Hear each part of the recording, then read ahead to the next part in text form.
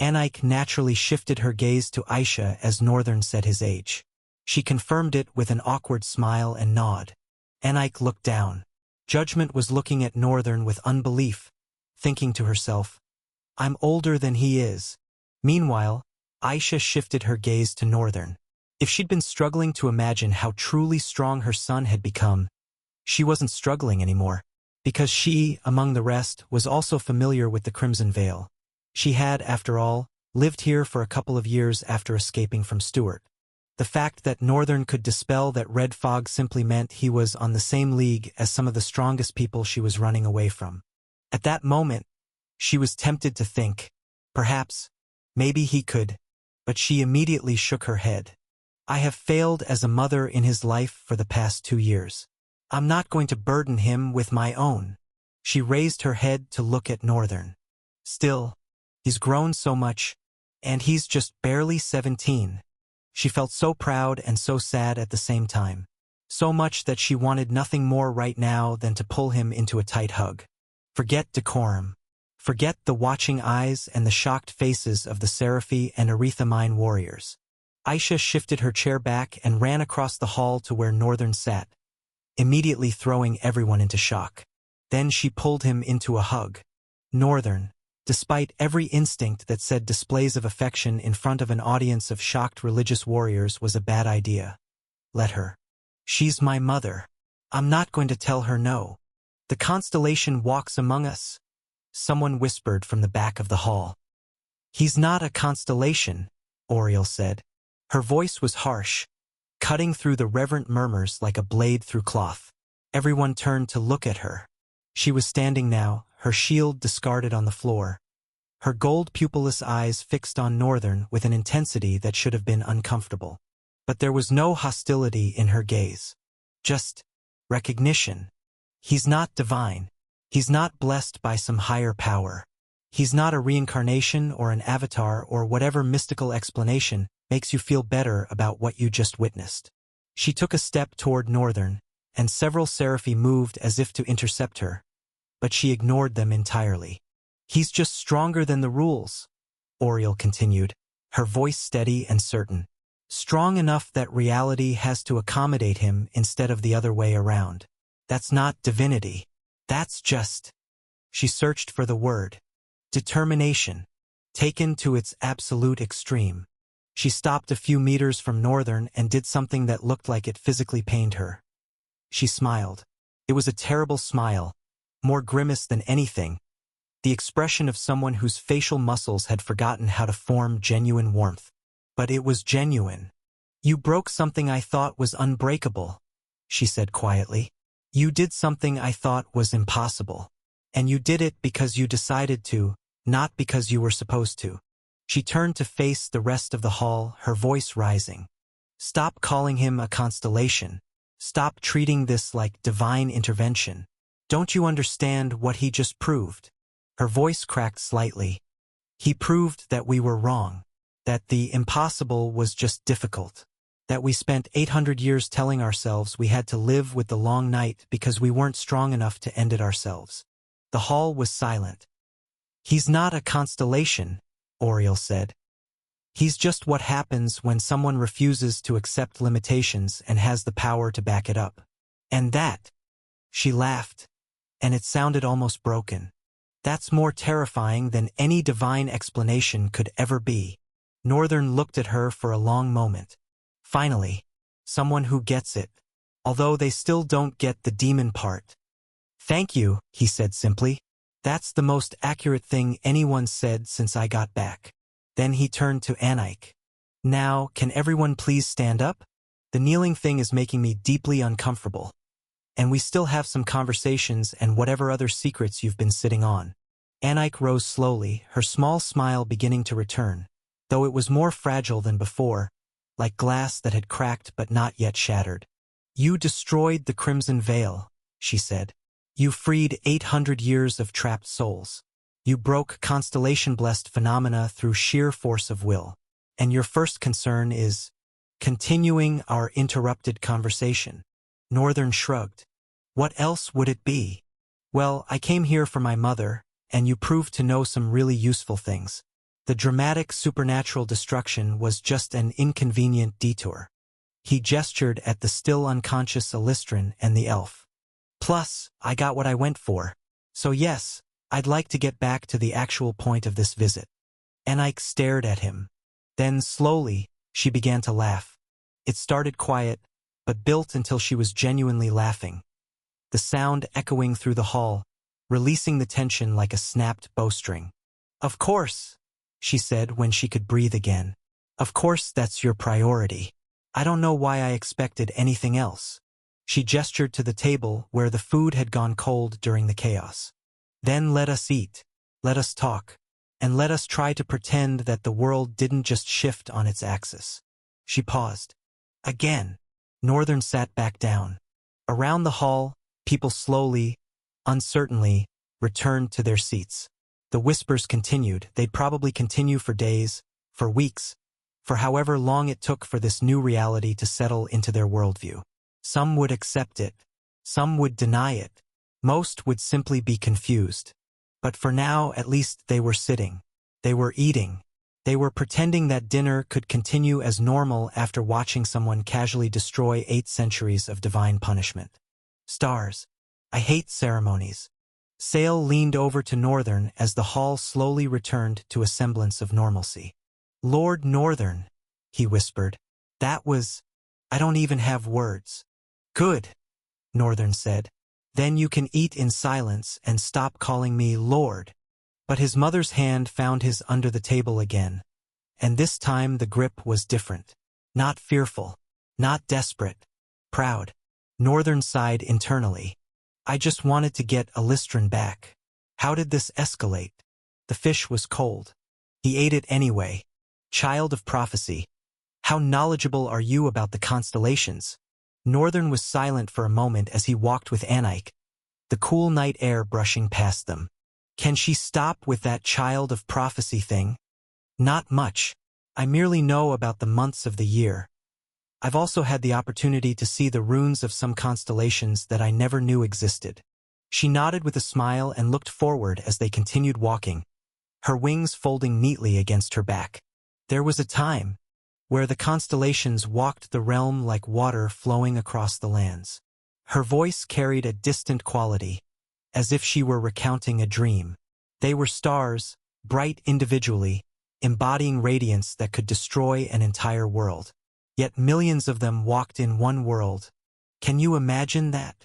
Northern thought about it for a moment. Terrifying. Millions of beings, each capable of annihilating everything. And yet, Anaik's voice added, softer now. And yet, that world never knew war, violence. It was the most perfect, the most peaceful the world had been. Northern arched an eyebrow, curiosity pulling at him. Oh? What changed? Anaik's face grew somber, tired.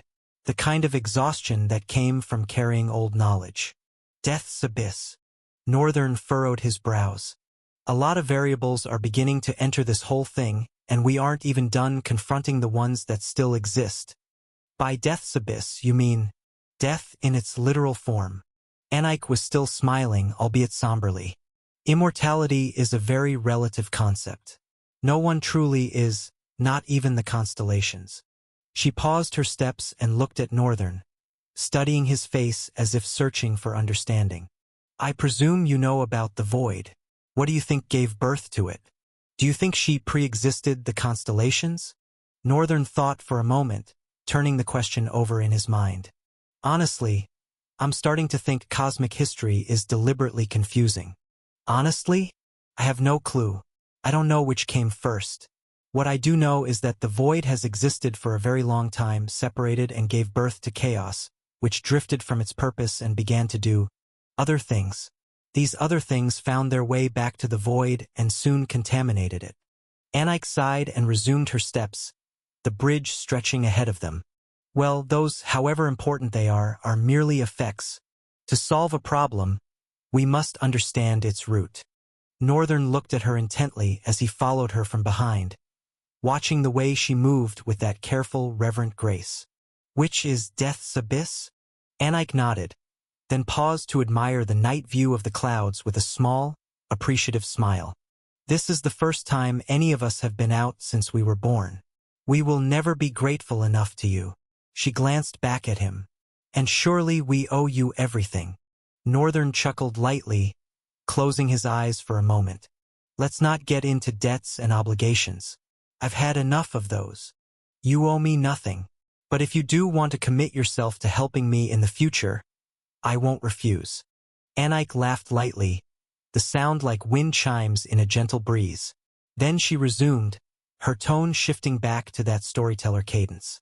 "There are some things known as primordials. They are known to never be known. One could be walking in our midst right now and we'd never even realize it." She paused, as if considering her own words.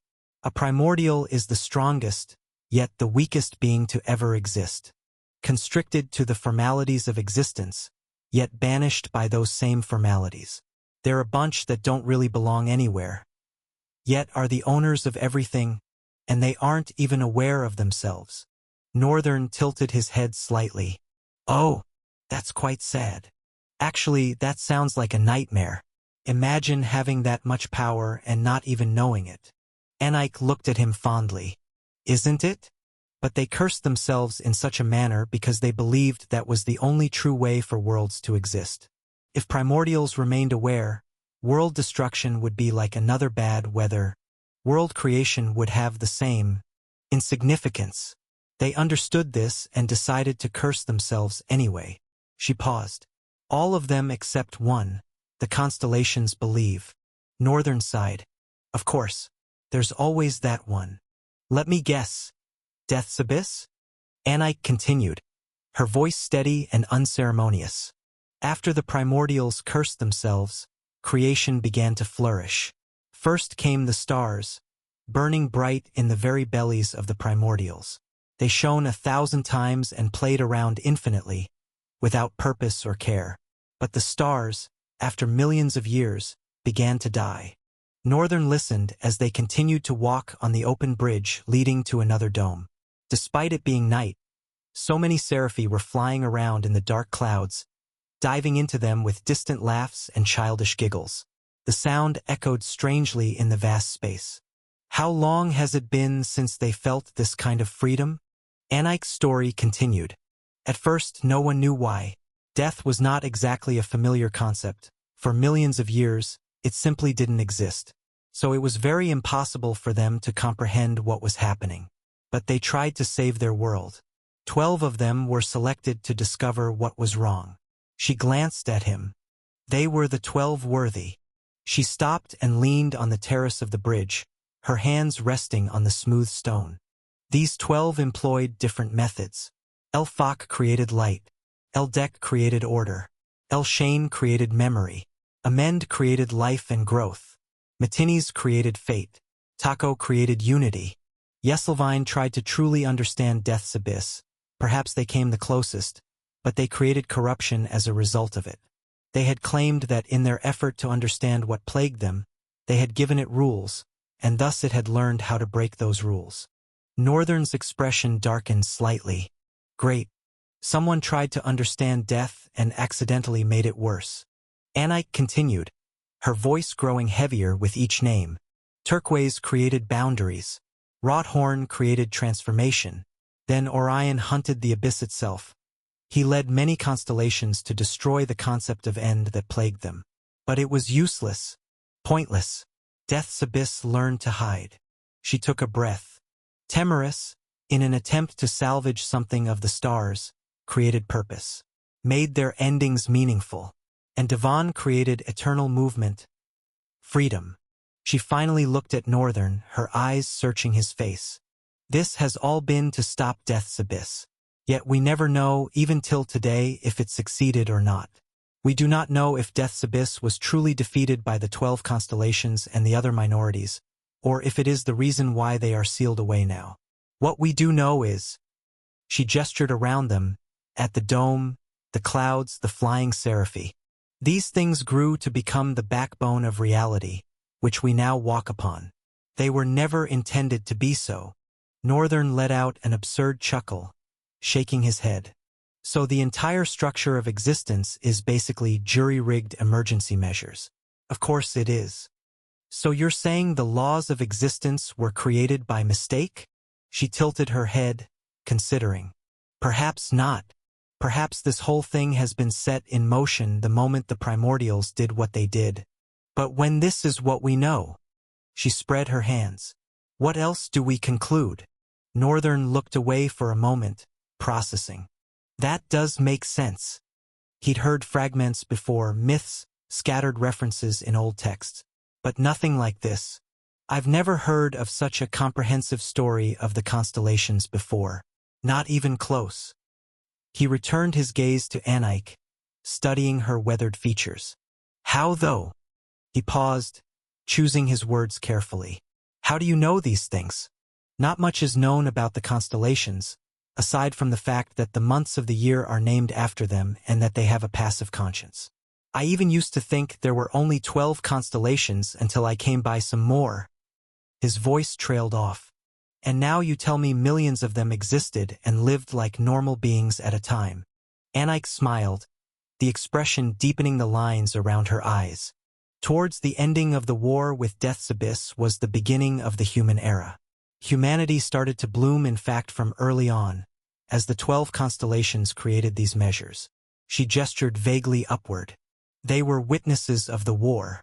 In fact, it is said that some humans were so affected by the war that they evolved to a more superior form of humanity, albeit more attuned to negativity than normal humans. They're known as the Mergens. Northern completed, the pieces clicking into place. She turned to him and nodded, looking pleased. Correct.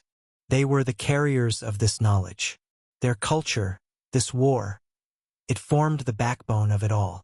Her expression grew distant. Although they separated and scattered into different worlds as time went on, and as more time passed, these truths became less reliable, less true. She withdrew from the bridge railing and looked at Northern directly. There's something I'd like to show you. Northern raised his brows, suspicious despite himself. That'll be, she smiled, enigmatic. Somewhere that managed to survive since before the first civilization. Northern's eyes widened slightly. Somewhere that existed since. He wanted to question how that was even possible, but then again, he was standing in one of the 9 wonders of the world. If there was a place where such a thing could exist, it had to be here. Of all the places in the world, this would be it. Northern's gaze narrowed as another thought occurred to him. I might have to go on a long tour one day, see what else is hidden in the other 8. He followed Anike nonetheless, curiosity winning out. As she reached the end of the bridge, she didn't head toward the next dome. Instead, her golden wings peeled off her skin. The sight still unsettling no matter how many times he saw it, and she offered her hands to assist Northern. But he merely levitated, rising smoothly into the air while looking at her with a blank expression. She forgot I can fly. The old lady seemed to realize her mistake, hiding her embarrassment behind a practiced smile. She took off into the clouds, flying forward over the reverse current of the massive river. Northern followed closely behind. He tried to look at the waters below, but Anike warned him not to. He ignored her warning anyway. Just a glance. The view of the river from above was hypnotizing, almost provoking hallucinations. In fact, colors that shouldn't exist swirled in patterns that hurt to track. He felt the only reason he survived it was his strong mental fortitude. Else he would have lost balance and simply plunged into the river the moment he glanced down at it. They continued to fly, and fly, so much that Northern started getting confused. Just how far are we going? Finally, after delving into a huge sea of clouds, they plunged out the other side, and the first thing Northern saw was a tyrannically massive chain. There was no other way to describe it. The sheer width alone suggested it had been built by hands as large as Thunderhead Dreadnought. Maybe larger. The chain stretched over the fog of clouds, plunging upward and disappearing into another sea of white above. Northern exhaled slowly, trying to process the scale. What is that? Anike looked overwhelmed herself, and she'd clearly seen this before. Every time I see it, it reminds me how truly mighty the Mergens were. The first humans. She shook her head slowly. I don't think we can ever completely comprehend them. Northern squinted, his civil engineering self kicking in automatically. Size, material composition, structural integrity. He was already analyzing the chain with his eyes, but it was going to take a while. The thing defied easy categorization. Anike glanced at him and suddenly added a warning. By the way, don't be deceived. They aren't metallic. Northern gave her a dark look, the kind that clearly said, "You can't be serious." What? Anike turned back to the massive chain, unbothered by his skepticism. They're wooden. We can fly closer and take a look if you want. Please. I need to see this up close. Anike's golden dragonfly wings flapped, catching the air, and Northern followed. He descended carefully, landing gently on the chain. He stood on one side of the link, before the hollow space leading to the other side. Where he stood alone was wide enough for 5 people to walk side by side. The thing didn't even shift under his weight. Not even a tremor. Now that he stood on it, he could feel the wood beneath his feet. Smooth, impossibly dense, nothing like any timber he'd encountered. The hollows of the links were thick with green vegetation, vines and moss carpeting the interior surfaces. Anike shifted, her tone turning cautious. There may be monsters hundreds of years old in there. There's a possibility that rifts could have formed amongst the hollows. She looked ahead toward where the chain disappeared into the distance. Northern followed her gaze, scanning the length of it. Does it end? Most certainly it does. You can see it too if you want. Northern answered immediately. Please. They flew again, shooting across the chains at great speed. The massive links blurred beneath them as they rocketed forward, entering and plunging out of thick mists of clouds. The world became nothing but white fog and the occasional glimpse of impossibly wide wooden chain. Finally, they broke through into open air, and Northern found himself staring at what looked like a floating oasis. A single massive tree dominated the space, twisting skyward with gnarled branches but no leaves, bark like ancient stone. A lake of crystal-clear water streamed down the edges of the floating landmass, cascading into the clouds surrounding it like an endless waterfall feeding the sky itself. The wooden chains weren't just connected to the tree, they were carved into it. The tree stood at the edge of the oasis, in a way backing the overflowing lake, and the chains seemed to grow from its trunk like massive roots. Northern and Anike landed on the green ground just beside the tree, their feet sinking slightly into soft moss. Northern immediately moved closer, studying where wood became chain. How is this even possible? He observed the way the chain was carved into the tree, like an outgrowth of the wood itself. Seamless, perfect, but it couldn't possibly have been natural. This was built with a level of architecture that he had never seen in his life. The craftsmanship was beyond anything humanity could produce now. Not even the Etherborn could manage this. And looking at it right now, coupled with the fact that he was considering building his own nation, Northern felt a familiar hunger stirring. I want it. The thought was immediate and shameless. If he had something like this level of construction, this mastery of materials, even the Origins wouldn't be able to trespass what he wanted to build. The defensive possibilities alone, he would certainly make it a tough job for the gods too. Northern's gaze swept across the tree's base, then stopped. There was something carved there, words etched into the ancient bark. He crouched down, frowning slightly as he leaned closer. The language looked familiar, very familiar. Anike observed him, her expression curious. That seems to be the language that the first humans learned from the constellations. No one really can. Northern frowned and began reading aloud, his voice cutting through her explanation and making her go abruptly silent. What follows is speculative, fragments of truth pieced together from ruins, rifts, and the mad ravings of those who touched forbidden knowledge. No mortal knows the full truth, and perhaps the truth itself is too fragmented to be known completely. He paused, the words settling over them like a weight. His frown deepened as the implications clicked into place. This can't be a coincidence. Aoi, tell me why this language is the same as the runes you used to relay messages to me in written form. Northern's brows furrowed slightly. You don't know or you won't say. Impassable command. Then how the... Northern paused, internally suppressing the will to curse.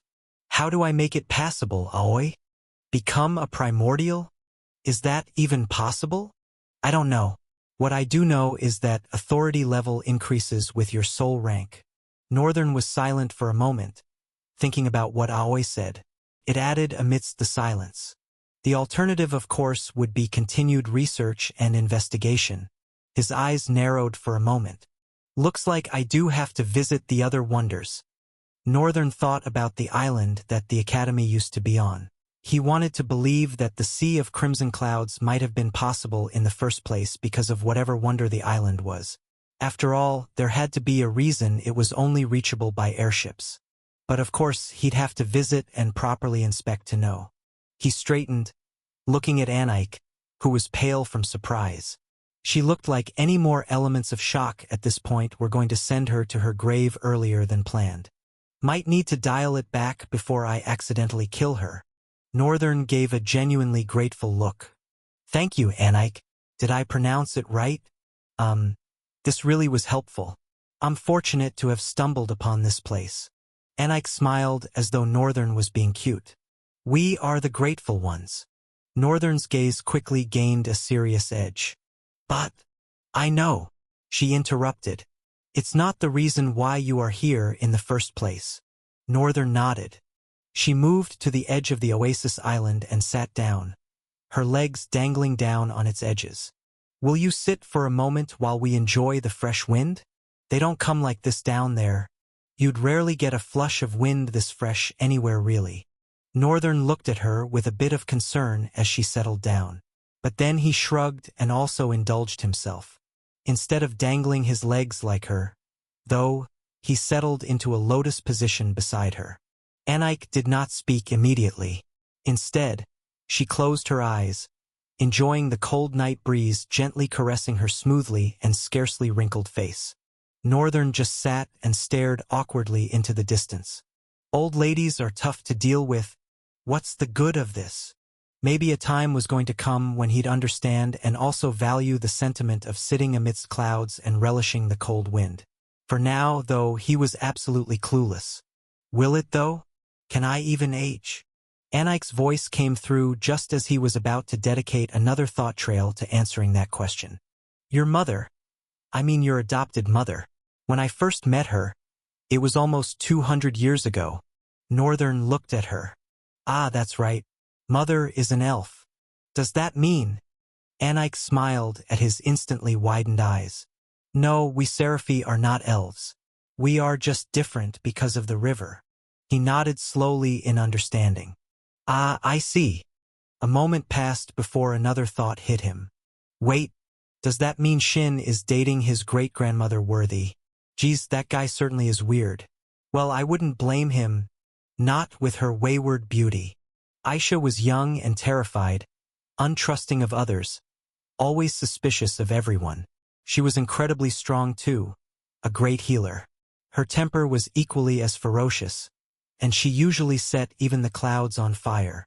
Anike laughed softly, the memory clearly fond despite the violent imagery. Northern curled a corner of his lips. So on point. Anike had just described the Aisha he grew up with. Before, he'd just thought she was feared by both him and Shin because she was the generalism of an Iron Hand mother. Now that Anike was talking, Northern began to see that Shin's fear of her and his fear of her at the time must have been worlds apart. Shin probably had actual reasons to be terrified. I just got the watered-down version. It took a while for her to make friends, over 50 years, in fact. She was okay being alone. And she spent another 50 in perpetual self-sabotage that we all thought we couldn't save her from. But thank Astron we never gave up on her. She smiled, and there was genuine warmth in it. I'm proud of who she has come to be. She raised you well. Northern was silent. He was feeling a bit wistful because as Anike told him about his mother, his mind was replaying buried memories of his childhood in this world. They were so much and so meaningful that they had covered the ones of the old world.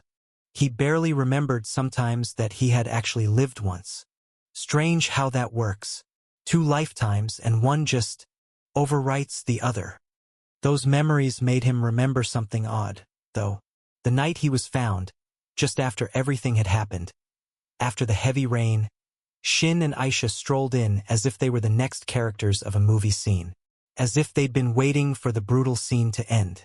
They strolled in, well, logically kissed in and found him. Very convenient. Of course, as a child, he had gone back multiple times but then never found any unnecessary traces. There were no bodies, which led him to believe those 3 sisters escaped somehow. Or someone cleaned up. Either way, too convenient to be coincidence. That monstrous night was too demonic for those harmless sisters to have escaped it. It wasn't a coincidence, was it? Anike gave him a little confused look. Was?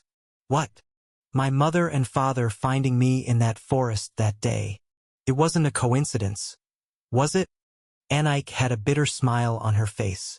I guess it's time I told you about your real grandmother, her tribe and the prophecy that preceded you.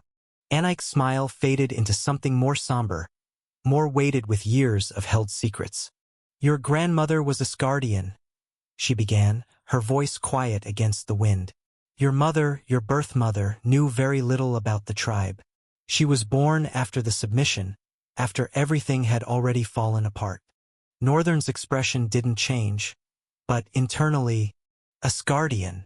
The name meant nothing to him. He'd never heard of them in any text, any historical record, any conversation. Which means either they're so obscure they've been erased, or someone deliberately buried them. Neither option was particularly comforting. Anike continued, her gaze distant as if seeing into the past.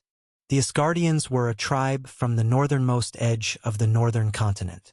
Small, isolated, but incredibly powerful. Every single one of them possessed unique abilities, different for each person. Some could see through walls, others could perceive the flow of essence, some could even glimpse the soul itself. Northern's hand unconsciously moved toward his own eye, then stopped. Eye abilities. Shingon. They were founded by a man named Artemis, Anike said, and there was reverence in her voice now. He was the only one among them who had foresight, true foresight, not just perception or analysis, but the ability to see what was coming. He gathered them, built a community to protect them. She paused, her expression darkening. The Riemgard Empire saw them as a threat, a tribe of people with such potent eyes, living outside imperial control. She shook her head slowly. They descended on the Asgardians with military force, demanding submission. When Artemis refused, her voice trailed off for a moment. He died defending them, and the tribe was scattered. Some went into hiding in their own lands. Others disappeared into history entirely. Anike's jaw tightened.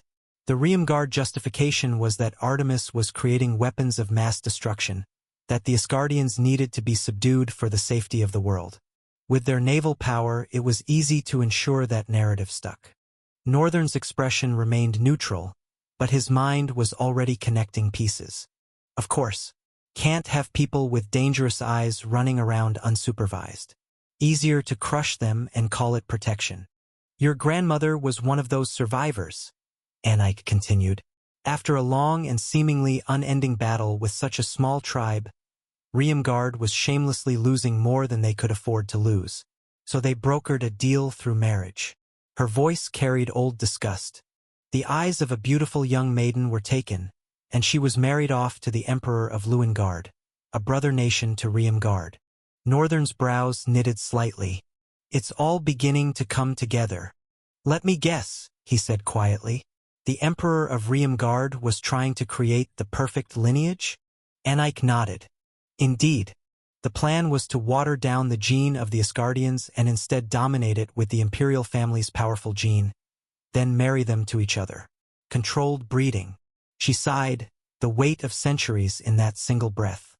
The failure frustrated the Emperor of Riemgard so thoroughly that he later abandoned the project entirely.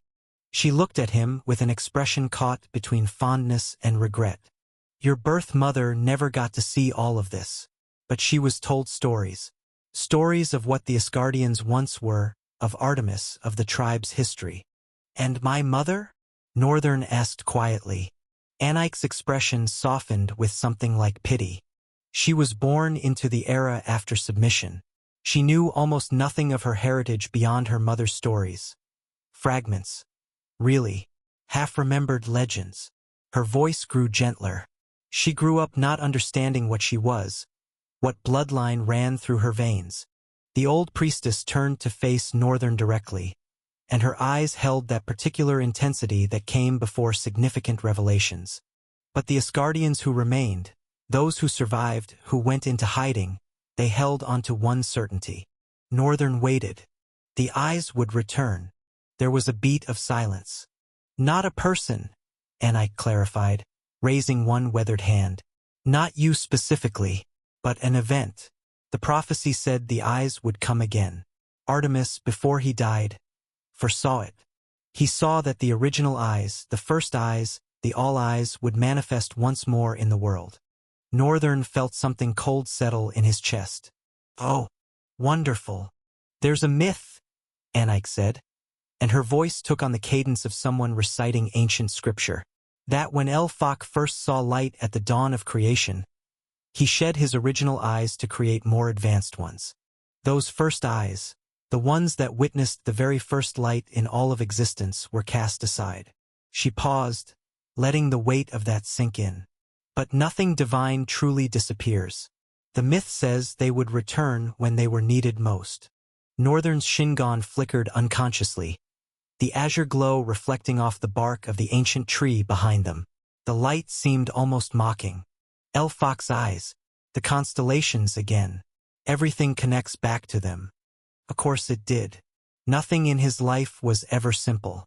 The survivors learned to track the prophecy through the stars. Anaik continued. They studied, calculated, spent many years trying to determine when and where the eyes would manifest. And 17 years ago, she paused, meeting Northern's gaze directly. One of them came to me. Northern's expression sharpened slightly, his full attention now on the priestess. I was on a temple visit to Riemgard, Anaik said, performing rites, offering guidance as a priestess of Astron, our name for El-Fak. A woman approached me in secret, desperate, carrying information about the prophecy. What did she say? That the eyes would be born. That she knew when and where. Anaik's weathered face showed the ghost of that conversation, the memory still vivid after all these years. She begged me to ensure someone would be there. Someone kind, someone strong, someone who could protect the child when the time came.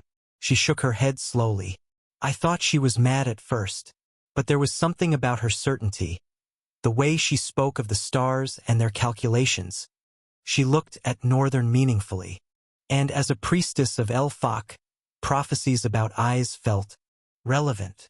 Northern was silent, processing the implications. So this was planned. From the very beginning. I contacted Aisha, Anaik confirmed. We'd known each other for over a century by then. At the time, she was better, sane, stable. She'd found this human boy whom she often hunted monsters with. Things were looking good. Anaik chuckled, the sound fond despite everything. So I wanted Aisha to have a beautiful life. She deserved it after everything. Her expression shifted, becoming more complicated. I began to orchestrate things from that point. She looked at Northern, seemingly pleased and displeased with herself in equal measure. I implanted the solution of a child into Aisha's head. Technically, it was the solution for her to escape her situation back home. A way out. A purpose. Anaik's smile turned wistful. Things got better with the human boy, but nothing happened. No child. Northern looked at the priestess sternly, understanding dawning. You already knew it'd be impossible for a royal elf to conceive with a human. Anaik's smile turned rueful. Turned out I didn't know shit, though. She gasped as she caught herself, hand flying to her mouth. The next moment, she frowned at herself with genuine disapproval. I truly need to avoid judgment. Aisha knew nothing. I led her and Shin directly into everything. How sleek. Anaik chuckled. It wasn't until after she found you, and the dead bodies that she pieced it all together and contacted me. Absolutely furious. She looked down, slightly sullen. Regardless of my intentions, I manipulated and lied to her, which was essentially what Aisha had always hated most. It led to our disagreement over the past 17 years. Northern looked at her, amused. So you and Mother were fighting all that time? You just... Anaik nodded. I was surprised to find her here. She was being pursued, and this was the closest haven she could think of. Her expression softened. I'm happy, though. It's nice to have my Aisha back. Northern studied the sweet smile on the priestess's face. She truly seemed happy. He looked away, staring into the cascading water at the edge of the oasis. So it really was arranged. All of it. The timing, the place, Aisha and Shin showing up exactly when he'd needed them. A part of him wanted to feel manipulated, used like a piece on some cosmic game board. But the pragmatic side won out, as it always did. If they hadn't been there, I'd be dead. Whatever conspiracy she cooked up, however she pulled their strings, it saved my life. Hard to complain about that. There's more, Anaik said quietly. Northern looked back at her. Something in her expression made his chest tighten slightly. Your birth mother is alive. The words hung in the air between them, heavy with implications he'd already worked through months ago. Northern's face remained impassive. No shock, no surprise. Anaik tilted her head, studying him. You already know? Northern exhaled. We met in Lewengard, before it got destroyed at least. Her hands immediately flew to cover her mouth. Lewengard has been destroyed? Northern belatedly realized the problem. Right? The people here have been cut off. No news gets through. He sighed and added in a tired tone. This and that happened. The small empire was consumed in the midst of it all. Many people died. He paused. Many people are also alive. Anaik still looked stunned, but her eyes had returned to normal. She seemed to contemplate something deeply, processing the weight of what he'd just said so casually. Then her gaze sharpened, fixing on Northern. I'm sorry, what exactly did you mean by this and that? Northern looked at her for a moment, hesitating. At last, he turned away and conveyed the truth with an absurdly casual tone. I battled a bunch of bad guys. One tyrant, one half-tyrant, half-origin, and one origin. I couldn't keep it contained no matter how much I tried, so it got out of hand and devastated the lands. He chuckled, almost sheepish. Now that I think about it, perhaps I should have been more careful. Probably shouldn't have let that escalate quite so much. Anaik was staring at him, eyes wide and face pale. She swatted Northern's shoulder with reproach. Child, what do you mean more careful? It's a miracle you're even. How can one person even survive? Are you human? Northern smiled wistfully and shook his head. I'm not. Well, I used to be. His voice dropped. But I'm not anymore. Anaik blinked at him several times. Then she chuckled, clearly misunderstanding his words as some kind of metaphor. I see. You must carry a lot of burdens. Wherever you are today, whatever the sacrifices were, they were worth it. And what matters is that you're here, and they weren't for nothing. You made it count. Northern stared at her, eyes frozen. What is she even talking about? Sure. A moment of silence stretched between them. Northern exhaled again, this time differently. The air around him seemed to shift somehow, growing heavier. Anaik. She looked at him with a hint of worry. Yes, child. Do you know who tried to kill me at my birth? Was it my father? My stepmother? Or maybe one of my siblings? Anaik was silent, considering the question Northern had just asked. Then she sighed, looking genuinely sad. I'm sorry. I don't know. But I can help you narrow the list by telling you who wouldn't want you dead. That'll be helpful, certainly. Anaik nodded and began. Your father, stepmother, and siblings could never want you dead. To wish it alone would be to wish death upon themselves. If they hated you that much, they'd simply weave you into politics and find a way to exile you to Lewengard, making sure you never came back. Northern nodded slowly. Makes sense. But why are you so sure that they wouldn't wish death upon me? Anaik shrugged. Because you're blood. The imperial family belongs to a race of humanity called Rikis. Their white hair and red eyes are very distinct features, as are their pale skin and unique blood. They're the last of their kind and have been confined to exist only within the imperial family bloodline. That's why the heir to the empire must marry one of their strongest siblings, to continue strengthening the blood. Your grandfather was the first to attempt taking a second wife, trying to find a way to enhance the race further. Anaik looked directly at Northern. What I'm saying is, the sense of kinship is too strong for them to want to kill you, especially your father and stepmother. Whoever tried to end your life wasn't any of the people you mentioned. Northern stared at Anaik, thinking it through. Then he furrowed his brows lightly. I thought you said you were going to help me narrow the list? She nodded earnestly. I didn't. Hell, you just made it even longer. Northern sighed. I'll be fine. He stood and walked to the edge of the floating oasis, looking down at the descent ahead. Perhaps we can head back now. I haven't had a proper sleep in a very long time. He paused. I'd like to sleep. Just sleep. Actual sleep. That's all I want right now. Anaik looked at him, blinking. Northern frowned. What? You don't sleep? Please don't tell me priestesses don't need sleep either. Anaik looked away. I do. Very much. Right? That was awkward. Northern shook his head and dove down casually, dropping from the oasis like it was nothing more than a high dive. The wings on Anaik's back peeled to life. She shook her head with a small smile and said as she descended after him, You are human after all. Northern and Anaik reached the main settlement on the river at midnight. He was shown into a grand room decorated with a large bed that could sleep 5 people easily. It was soft and really plush, and he had it all to himself. He couldn't remember when last he'd slept so well. He slept like an absolute baby, rolling around the bed, swinging his legs, hugging the pillow.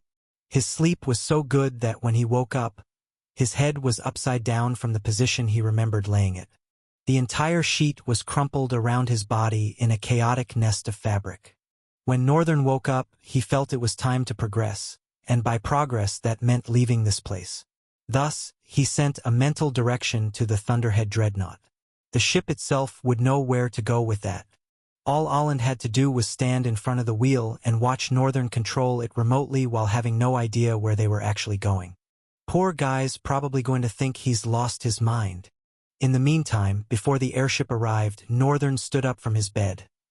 His long, pale body with taut and stony muscles almost shining in the pale, radiant rays of morning light. He turned his face away from the brightness, his white hair messy and roughly haloed around his face, long strands framing his temples. When last did I even get a haircut? 6 months ago? 3? I can't even tell the time anymore. While a lot had happened in the past few months, for Northern it was even worse. Being trapped in Ull's space prism had completely destroyed his sense of timing. Now, it was all scrambled in his head and he wasn't sure how long ago anything was, aside from the events after coming out of the prism. Everything before that might as well be a blur. He unceremoniously grabbed a white folded towel that had been arranged in the room and walked into the bathroom. The bathroom was a grand space that a beggar would consider himself lucky to live in. There was a basin large enough for Northern to sit in comfortably.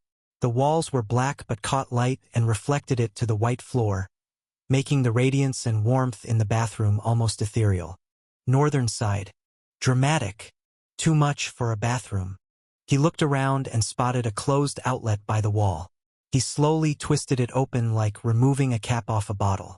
Immediately he did, water streamed out of the wall into the basin, with a smooth, clean, and unhurried pace. The sound of it filling was almost meditative. He stepped into the basin and sank into it, sitting down and letting the water rise around him.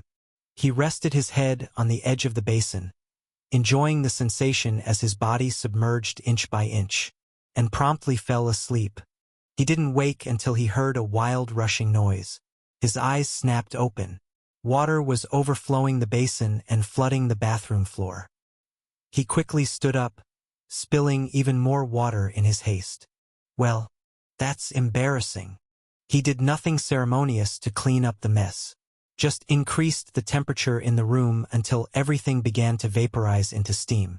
The entire bathroom became a sauna in an instant. Northern stood there, letting the hot steam wash over him for a moment before stepping out. A new set of clothes had been prepared for him. He could see them laid out on the bed.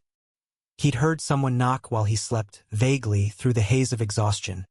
But there was a sense of security he had in this place that had permitted him to enjoy his sleep and not respond to it. They know better than to just barge in. Probably. Northern took the clothes and put them on. The outfit was a sleek white high-collared, sleeveless top, fitted close to the body, almost armor-like in its construction. From the waist down, the clothing shifted into wide, layered trousers that draped like split skirts, long panels of amber-hued fabric falling in sharp angles. Belts, straps, and buckled details wrapped around the hips and legs, giving the whole outfit a tactical, almost ceremonial edge. Bit fancy, but functional enough.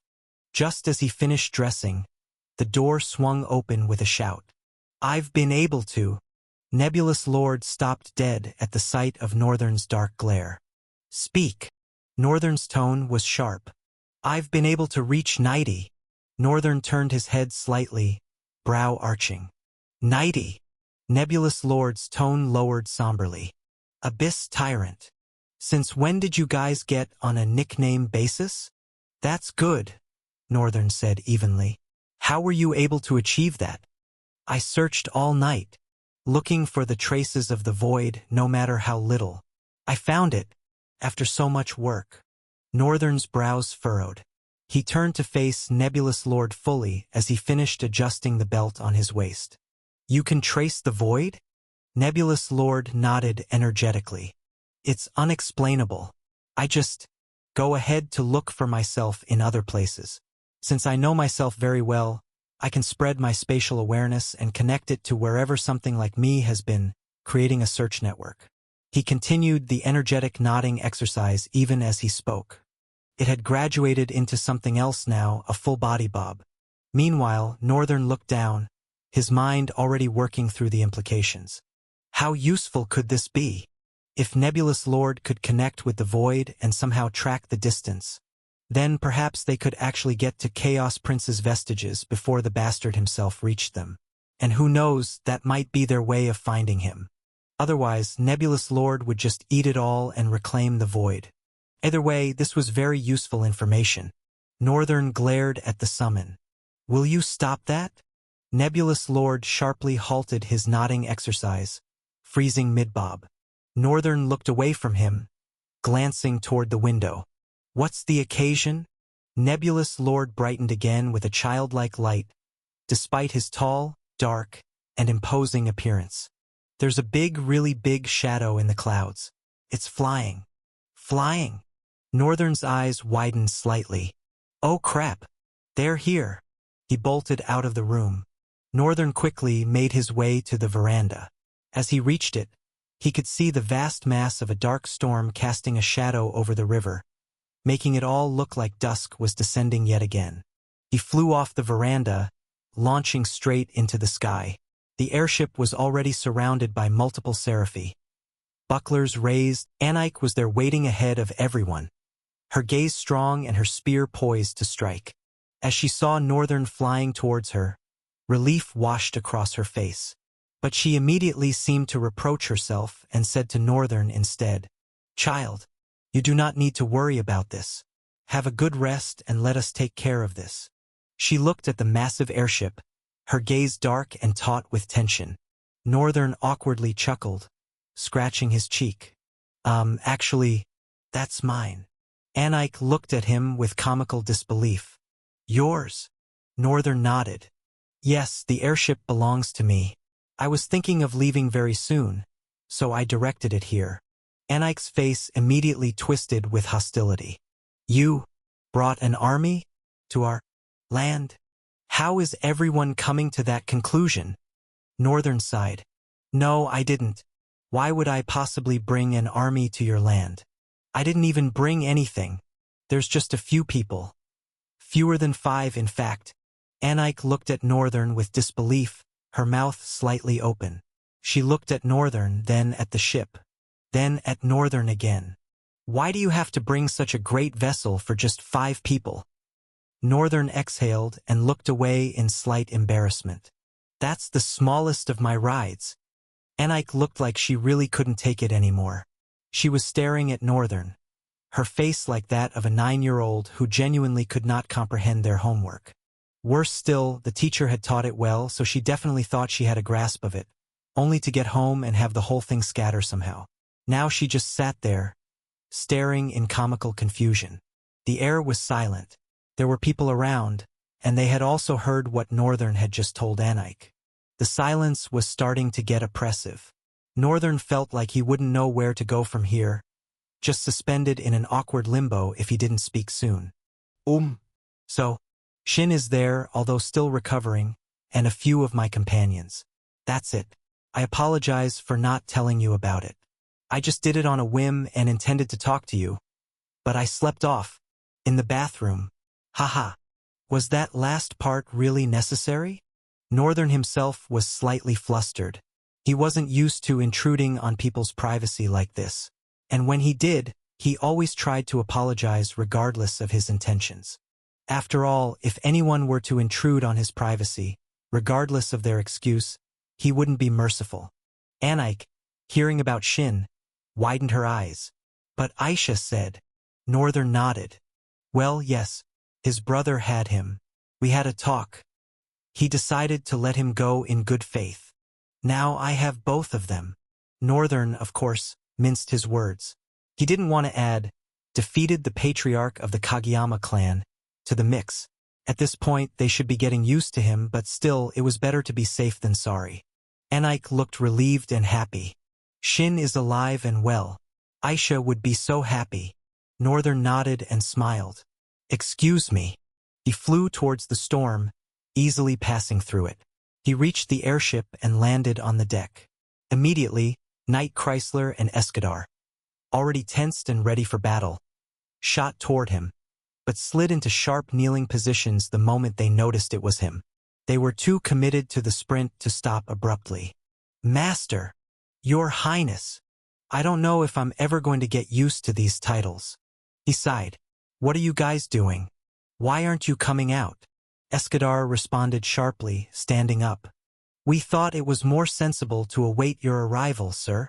Alland was already coming out as Chrysler spoke. More importantly, we couldn't fly. Alland joined them with a respectful bow. The ship just started coming here on its own. So I figured we were heading to your location.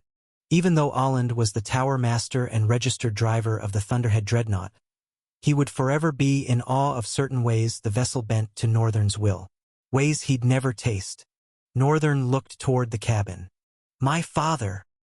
He's been considerably better, Alland responded. Movement is too much of a stretch right now. He just needs to sleep a lot from how I see it, Chrysler added. He doesn't have any wounds, just pure fatigue. He must have been in one hell of a battle or torment. Maybe both. Northern looked at them. So, right now. He's sleeping, Alland retorted curtly. All right then. The rest of you follow behind me. This place is an entire civilization. So be careful. Northern levitated off the deck. You're using wind manipulation. He used the current of wind to lift the weight of the others, descending with them into the clouds. The Seraphi, with Anike's gestures, flew toward them and each picked one from the air. Anike looked at Northern with concern. And Shin. Northern returned a smile. He's currently resting. He's been through a lot in the past few days. What about Mother? I should inform her of. Lael. Lael. Is it true? Is he here? Aisha shouted as she was being carried toward them by Judgment. Anike smiled softly. I called for her. Northern smiled awkwardly as his mother arrived. Is it true? Shin is here. Tears were rolling down her cheeks. He nodded in response. He's currently sleeping now though. I don't care. Take me to him. I want to be by his side when he wakes up. Northern nodded obediently and took Aisha into his arms, cradling her carefully. He flew straight to the airship and landed softly on its deck, then followed her to the cabin. They entered an ensuite room where Shin was tucked into a fine flowery blanket, fast asleep. He looks peaceful, at least. Aisha moved toward the bed immediately, her hand already reaching for her husband. Northern returned outside, leaving Aisha with Shin inside the ship. At the same moment, Anike landed on the deck, her movements fluid and precise as she looked around cautiously. The dark storm, how does it even work? Northern chuckled. It comes with the package. Anike observed him for a few seconds, and Northern felt the weight of her scrutiny. She was noticing something, the awkwardness in his posture, the slight strain in his voice. She lingered, then looked around with a small, graceful smile before bringing her cool, ancient eyes back to him. Is it that difficult? What? Northern turned to her sharply, as if he'd been caught hiding something. Anike merely offered a gentle smile. It was somewhat unnerving in the literal sense of the word. You know what I mean. Being with Aisha and Shin again. Oh. He looked down, his gaze distant, unfocused on the dark deck beneath his feet. Then his voice came through, quieter than before. In the past 2 years, I've been many things. Had to tackle several situations despite my immaturity. I don't know. He trailed off, searching for words that felt true. I feel different. I am different, I know it. The more I walk down this path, the more distant I feel from them. It's slightly awkward being around them now. Like I don't fit in my own family anymore. Anike allowed a small laugh, warm and knowing. That is merely because you're trying to be your old self with them. Northern looked at her. Is that bad? Anike shrugged, drifting her gaze away to admire the dark clouds despite their menace. Is it? You tell me. Silence settled between them as Northern thought deeply about the answer. Her voice interrupted before he could reach any conclusion. Like you said, you've been many things. To me, it seems that you are certain you are a lot of things except the child they brought up. That naive, loving little boy. Northern pressed his lips together, saying nothing. Be yourself with them. All versions of what you are, simply be it with them.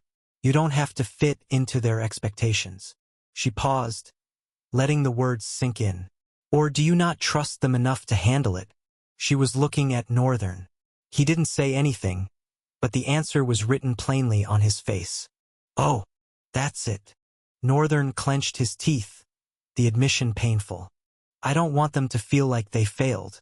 I don't want them to carry any guilt, beating themselves up for what I've become. Anike's gaze stayed on him for a long moment. She studied him with slight surprise flickering across her elderly features, as if seeing something she hadn't expected. Then a warm smile squeezed her face, and she reached out to pat his arm. To me, it seems like you've grown to become a fine young man despite it all. Have more confidence in the good things you've done. Stop filling your head with the cost, son. Think about the reward too. She dropped her hand and added, her voice taking on a more serious edge. I'm sure Aisha knows that you're different now. I'm sure Shin knows it too. They both understand that the child they nurtured has become a pillar far greater than they could ever reach. They always knew this fate awaited you. They tried to save you from its cruelty, but their decisions merely brought you closer to it. What a twist, really. She met his eyes directly. But don't abandon them in fear of not fitting in. Trust your parents, both of them. Don't neglect them. Anike spoke true wisdom. Northern was astonished by the clarity of it. Indeed, he had been staying away from them because he wasn't a cute, naive little kid anymore, despite being only 17. At least in this world, he had seen things that many had died from. He had survived terrible disasters, fought battles that should have killed him. He had died in the literal sense of the word, but at the same time not truly died. The pain of death, though, he remembered it vividly. I've changed in ways they can't even imagine. From human to demon. How do I explain that? How do I make them understand without breaking their hearts? He loved his parents, all of them, but they had spent so much time apart that he worried about how this version of him was going to fit into all of it. whether there was still a place for him in their lives, or if he'd become something too foreign, too dangerous, too broken. Anike looked at him warmly, as if she could see every thought crossing his mind. "Well then, I hope you figure it out." She lingered, then asked, "I suppose you'll be leaving soon?" Northern nodded. "I need to find some of my other subordinates, and also start looking for the Chaos Prince vestiges. I'll send clones out for those." Anike nodded gently, her expression thoughtful. I see. Since you know your mother and she knows about you, does that mean the Emperor also knows?" Northern thought about it for a moment, then shook his head. "I'm not sure, but his first daughter came looking for me." Anike looked surprised, though the smile returned quickly to her face. "That is rather expected of that little girl. I suggest you go see him. When it comes to blood, all of them move in different ways, but I assure you, they'll move to make you come back home. Your half-brothers and half-sisters are quite unpredictable and leave wrecks everywhere they go. So if you want to protect the people around you, don't make them come for you." Northern furrowed his brows slightly, displeased by the information. What a nuisance. Well, again, Anike truly didn't know how dangerous the people around him were. Northern loosened his face and smiled at her. "Thank you." She lingered again, then asked with some hesitation, "Also, can I seek a favor?" Northern looked at her inquisitively. "Yes, go ahead." She hesitated, as if weighing whether to ask at all, but eventually said, "Judgment." "Oh no. She's next in line to lead the Seraphi, but she's very inexperienced. Haughty and arrogant." Anike's expression was almost apologetic. "I would like you to take her with your crew. Travel with her until it's time for her to become a priestess." Northern sighed. "I see where this is going."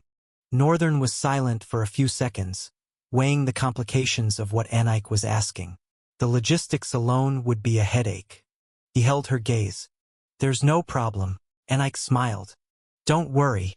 She'll be completely responsible for herself and won't be a burden to you." Northern sighed. He tried to sway her with reality, but it looked like Anike had already thought this through. He scratched at his hair. It had been irritating him since he'd rushed through drying it after his bath. "Okay, I guess." He studied her face. "I'll be leaving soon, though. Does she know about this?" Anike's smile turned pleasant in a way that immediately made him suspicious. "Not in the slightest. I want you to kidnap her." Northern gave her an absurd look. "Anike, you wouldn't be trying to stylishly get rid of her, would you?" She regarded him with immediate reproach. "What? She's next in line, you know. She needs to learn. So much." Northern kept his face carefully neutral as he studied her, hiding his suspicion behind a practiced blank expression. I see." He paused, then sighed. "So you want me to kidnap her?" This is honestly a waste of my time. But these were things he had to do for new friends. These were the things humans did to expand relationships, build connections. Having a Seraphi in his crew wasn't a bad idea after all. As he built his nation of peace, there could even be an alliance between their peoples. He could develop strong diplomatic relationships. Strategic value. That's valid. He hadn't intended to think about it, but now that he was forming relationships with kingdoms should actually be on his priority list. Some already knew him from the past few days. Saving their kingdom while traveling from the academy to South Drywall had made an impression. For the others who didn't, it would be relatively hard. Or maybe easy. Northern didn't know, but it was worth considering. He divided himself into two right before Anike's eyes. The sudden split gave her such a shock she nearly threw a punch on reflex. "Bless Astrin. What's that? How?" She exchanged frantic glances between the two Northerns, her head swiveling back and forth. "You can create clones too?" "Of course you can." The two Northerns offered her a synchronized, delightful smile. It was eerie. Then the one on the left waved his hand casually. "I'll be leaving now, to kidnap your protégé." He flew backward as if the winds themselves were pulling him, his form receding into the darkness. Soon he disappeared behind the veil of the dark storm. Anike's gaze lingered on where he'd last been visible. Then she brought it back to the remaining Northern. Her head felt fuzzy. She held it steady, exhaling slowly. I don't know. I want to ask what more you can do. Or at least one thing you can't do. She shook her head. But don't tell me. I have a feeling I might just pass out. Northern allowed a small smile to touch his lips. There are things I can't do. At the moment, though, he was struggling to find one. I'm sure there are. I'll think about it later.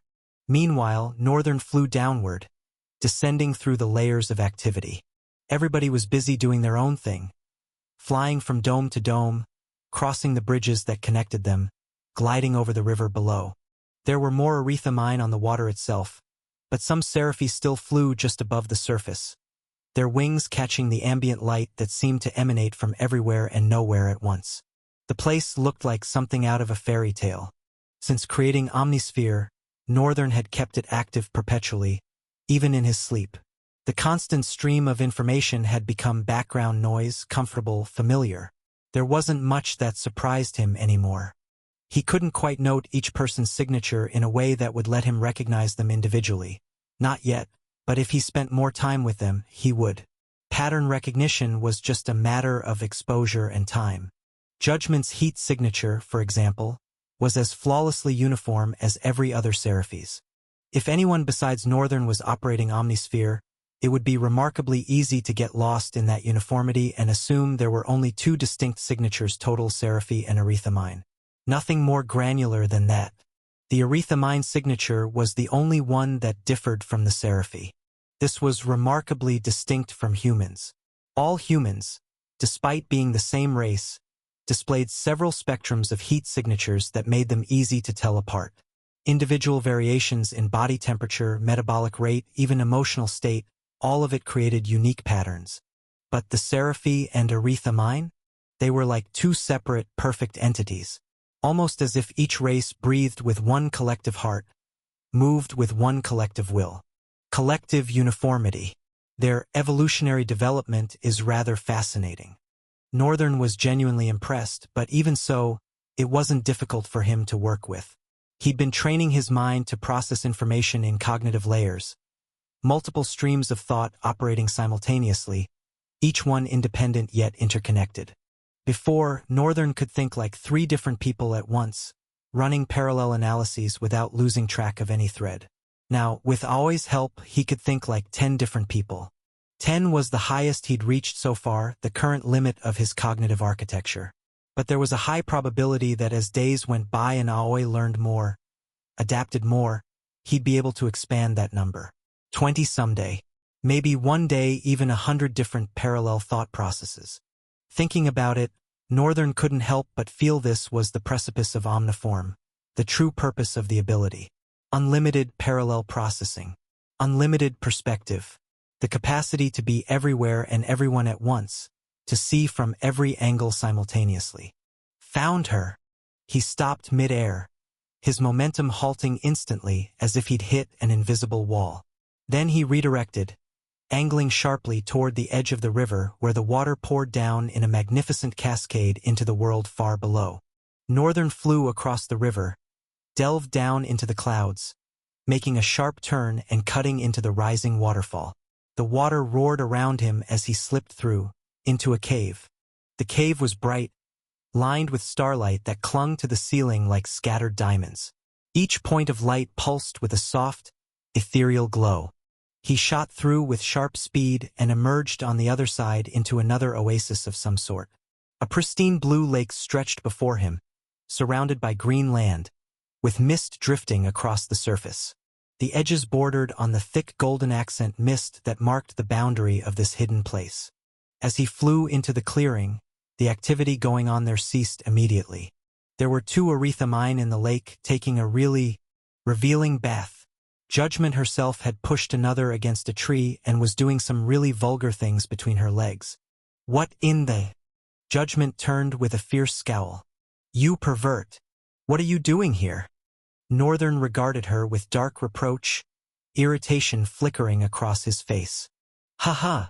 We aren't going down that road. He vanished and appeared in front of her in a second, slamming his hand into her neck. She passed out immediately and fell into his arms. "Judy! What are you?" The words died in the girl's throat as she saw the irritated look on Northern's face. She recoiled with shame while he slung judgment over his shoulder. Stars. Kids these days. He simply flew away. Northern leaned on the railing of the airship, watching the mist swirl below. He was getting ready to leave, so he had sent a mental message to Nebulous Lord, Sale, Chrysler, Escadar, Alland, Alistran, and his supposed prisoner should also be on their way to the airship, along with his clone. That one was coming already. At that moment, Aisha came out. She seemed to have cried her eyes out and sniffed as she joined Northern at the railing. She was silent, and Northern tried to avoid meeting her eyes. After a moment, though, her gaze bore into him. "Lael, are you avoiding me?" Northern almost choked on his own spit with the question, shoulders spiking all of a sudden. What? Avoid you? Why would you come to such a conclusion?" She shrugged.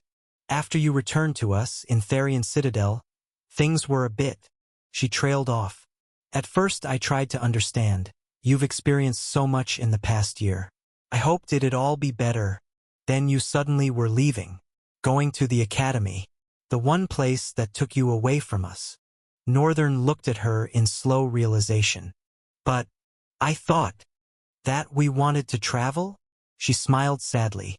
"That was something Shin and I had to do to make you more comfortable making your decisions.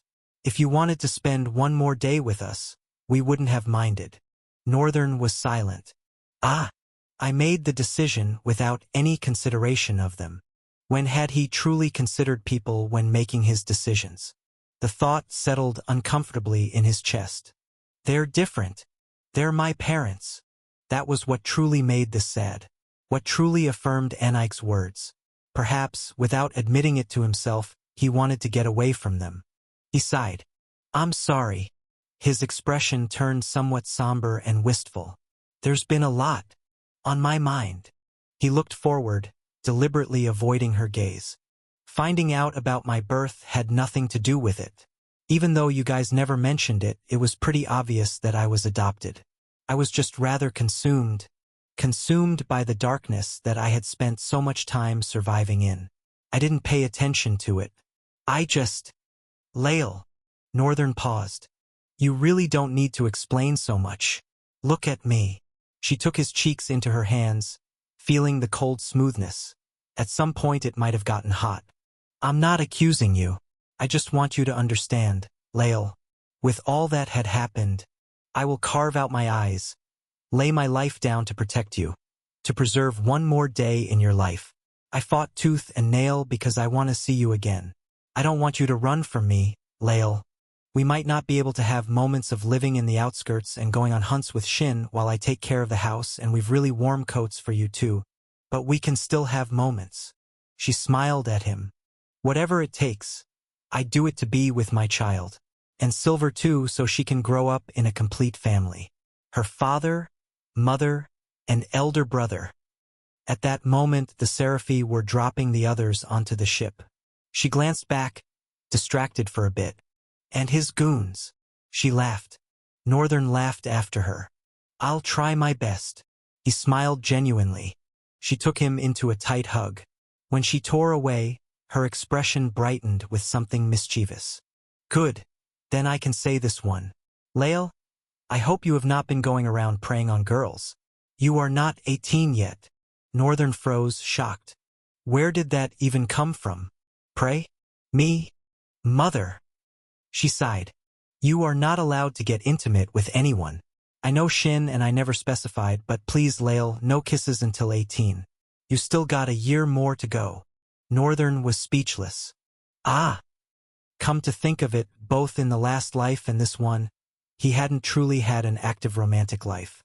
He was the unluckiest doc. Meeting a hotshot who used him, stole his experience of true romance away. Now that he was in another world, he was too busy slaying monsters and chasing origin to even give romance a thought. Who was he even going to be entangled with? He didn't think he had seen anyone that appeared to him in ways he couldn't explain. Maybe Raven? That was a weird one. Raven was a pure mix of respect and hatred. While he truly respected her, he hated her guts. Maybe it was out of envy. But all that was, of course, now in the past. Northern was unfeeling in that manner. Now he respected her as a comrade who had been through it all with him. There was one other person, though. But that one was a pure element of annoyance. Regardless, she had contributed to his growth even in ways Raven didn't. He owed her, but wouldn't say he was entangled with her. Why am I even thinking about this? Others had landed, including his clone with the unconscious judgment. Nebulous Lord was stepping forward with Silver in his arms. After everyone settled into the airship, Northern and Aisha went down to say their goodbyes to Anike. It wasn't going to be final. Northern had a feeling they would see each other again. Anike said as much herself. But he most certainly wouldn't get the chance to visit here again for a long time. His mother too, since they wanted to stick around now that they'd found something worth staying for. Afterwards, they ascended back to the airship as it groaned to life. The storm surrounding its hull crackled with contained fury, and the engines roared to life. Silently, somehow, that contradiction of power and quiet that still unsettled him. As soon as Northern and Aisha arrived on deck, the massive thunderhead pierced forward with its bow, drifting across the sky. First with a slow movement, like a colossal sky beast testing the wind. Then it vanished with incomprehensible speed, swallowed by distance in a heartbeat. Anike and the others who witnessed it stood in the air, marveling, their eyes fixed on the vast sky long after the ship had disappeared from sight. The Thunderhead dreadnought flew across the sky with tremendous speed, like a missile tearing through the clouds. There was a single destination in mind, the place where Nebulous Lord had found Abyss Tyrant. At some point, Thunderhead reduced its flight pace to maintain the level of essence it was burning from Northern's soul. Sustainable. Not comfortable, but sustainable. The Tower of Trammel had possessed a crystal system designed to absorb atmospheric essence to maximum capacity. But Thunderhead was far more powerful. Such ambient essence couldn't satiate its hunger. The intake alone wouldn't be enough to run at the level of speed the ship was truly capable of. Northern had to be the one fueling the aeronautical system directly. He could switch between atmospheric essence and his own reserves, of course. But Thunderhead would slow down or speed up respectively, and right now he needed speed more than comfort. The group had packed plenty of barrels of food and water from the Velithians, so even though they flew for 2.5 days, it wasn't much of a hardship. In fact, it was almost enjoyable. The hum of the engines, the endless sky, the simple rhythm of travel without immediate threat. Judgment woke up a few hours after departure and was utterly deadpan upon hearing she'd been thrown away by Anike, forced to journey with Northern. She despaired openly, muttering about her fate, and at one point looked ready to leap off the airship and fly away. But the sight of the threatening storm crackling around the hull made her reconsider. Northern put Nebulous Lord in charge of her afterwards, watching her movements, making sure the girl didn't slip away when no one was looking. Eventually, they came upon a high mountain. At first, it seemed like any other. A dark spike rising through the cloud bank, solitary and unremarkable. But as Thunderhead descended, the truth revealed itself. The kingdom was carved into the mountain like a crown of stone. Terraces wrapped around the peak in concentric rings, each one lined with buildings that looked as if they'd grown from the rock itself. Sharp-edged, weather-smoothed, slate-roofed. From the air, the city felt vertical, stretching downward more than outward, clinging to cliffs with a stubborn, ancient confidence. Veins of silver-blue light ran along the terraces, marking aqueducts or magical conduits that glowed faintly even in daylight. They traced the city's shape like constellations trapped in stone. Someone spent centuries building this, carving life out of nothing but rock and will. As the airship drew closer to the sky dock, Northern could make out wooden platforms braced into the mountain with colossal chains. Lantern braziers burned blue to guide their approach. Ropes whipped wildly in the gusts, and dockhands in heavy furs moved about their work, their silhouettes tiny against the immense cliff face. Below the ship, the mountain plunged into a sea of clouds. The sensation was like floating over the edge of the world, and for a moment, Northern let himself simply look. Thunderhead finally settled onto the dock with a groan of chains and timber. They had arrived at the independent nation of Ryugen. As they stepped down, soldiers in blue and white uniforms wearing open-faced helmets approached them. Their hands rested on weapons, but no one drew steel. Many on the dock stood enraptured by the vast and threatening mass of the Thunderhead dreadnought. The only reason they'd even allowed it to land was the absence of violence. No cannons firing, no troops descending in waves. Such a massive vessel flying toward them, they had initially assumed it meant war. And that assumption was understandable given the recent battle. But with no signs of aggression, the soldiers had calmed themselves and reassessed the threat. They seemed relieved when only a handful of humans descended from the airship. Northern caught the tension bleeding out of their shoulders, the subtle exhales. Northern and his crew were escorted to the Admiral's office. They entered a massive tower that jutted from the dock like a sore thumb, all sharp angles and military precision, and were led to the lounge where they waited. Northern simply sat down with one leg crossed over the other. Knight Escadar and Chrysalis took seats nearby, along with Alistrin and the elf, who was now camouflaging herself to blend in with the surroundings. The lounge was an open hall area, populated by others waiting for their own purposes. A man with white hair and a receding hairline sat reading the daily's newspaper, his eyes never lifting from the page. A mother and daughter occupied another black sofa nearby, the younger one fidgeting while the older sat perfectly still. Waiting for the man in the family, maybe, or someone else entirely. Northern didn't know their story, but they were certainly waiting for someone. Everyone in this room was waiting for something.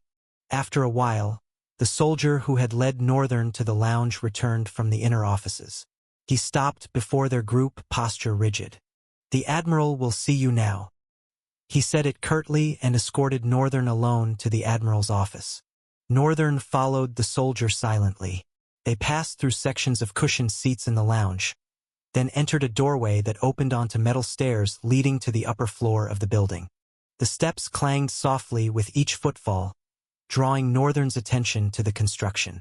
The stairs were metal, bolted directly into walls that appeared smooth from a distance but revealed themselves as carved rock up close.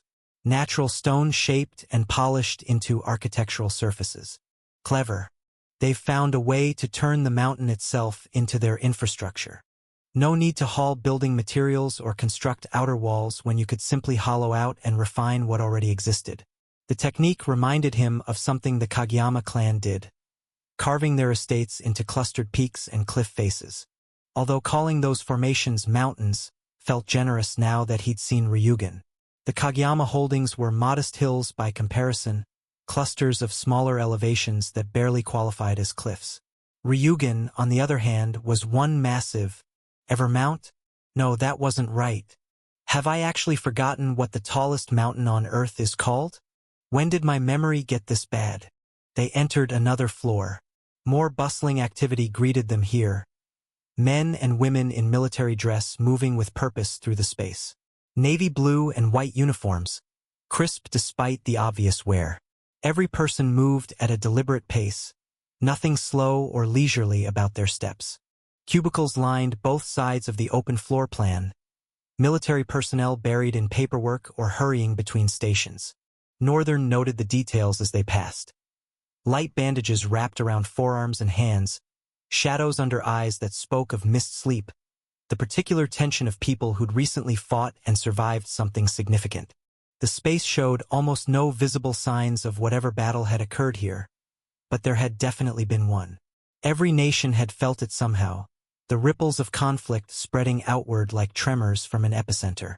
They finally reached the Admiral's office, marked by light brown double doors. The soldier opened them and stepped aside, gesturing for Northern to enter. Northern glanced at him, brief, respectful acknowledgement, and walked into a surprisingly vast office. A lounge-like sitting area occupied one side, while a large desk dominated the far end of the room. The Admiral rose immediately from behind that desk, gesturing toward the comfortable seating area rather than the more formal workspace. He settled into one of the sofas without hesitation. The cushions gave beneath his weight, noticeably softer and better quality than the ones in the general waiting area downstairs. Small privilege of rank, he supposed. The admiral himself cut an impressive figure. A skin-tight shirt emphasized stone-carved muscles that suggested the man didn't just command from behind a desk. A navy blue beret sat on his head, hair slicked back except for one strand that fell rakishly across his face. The look managed to be both military professional and vaguely theatrical.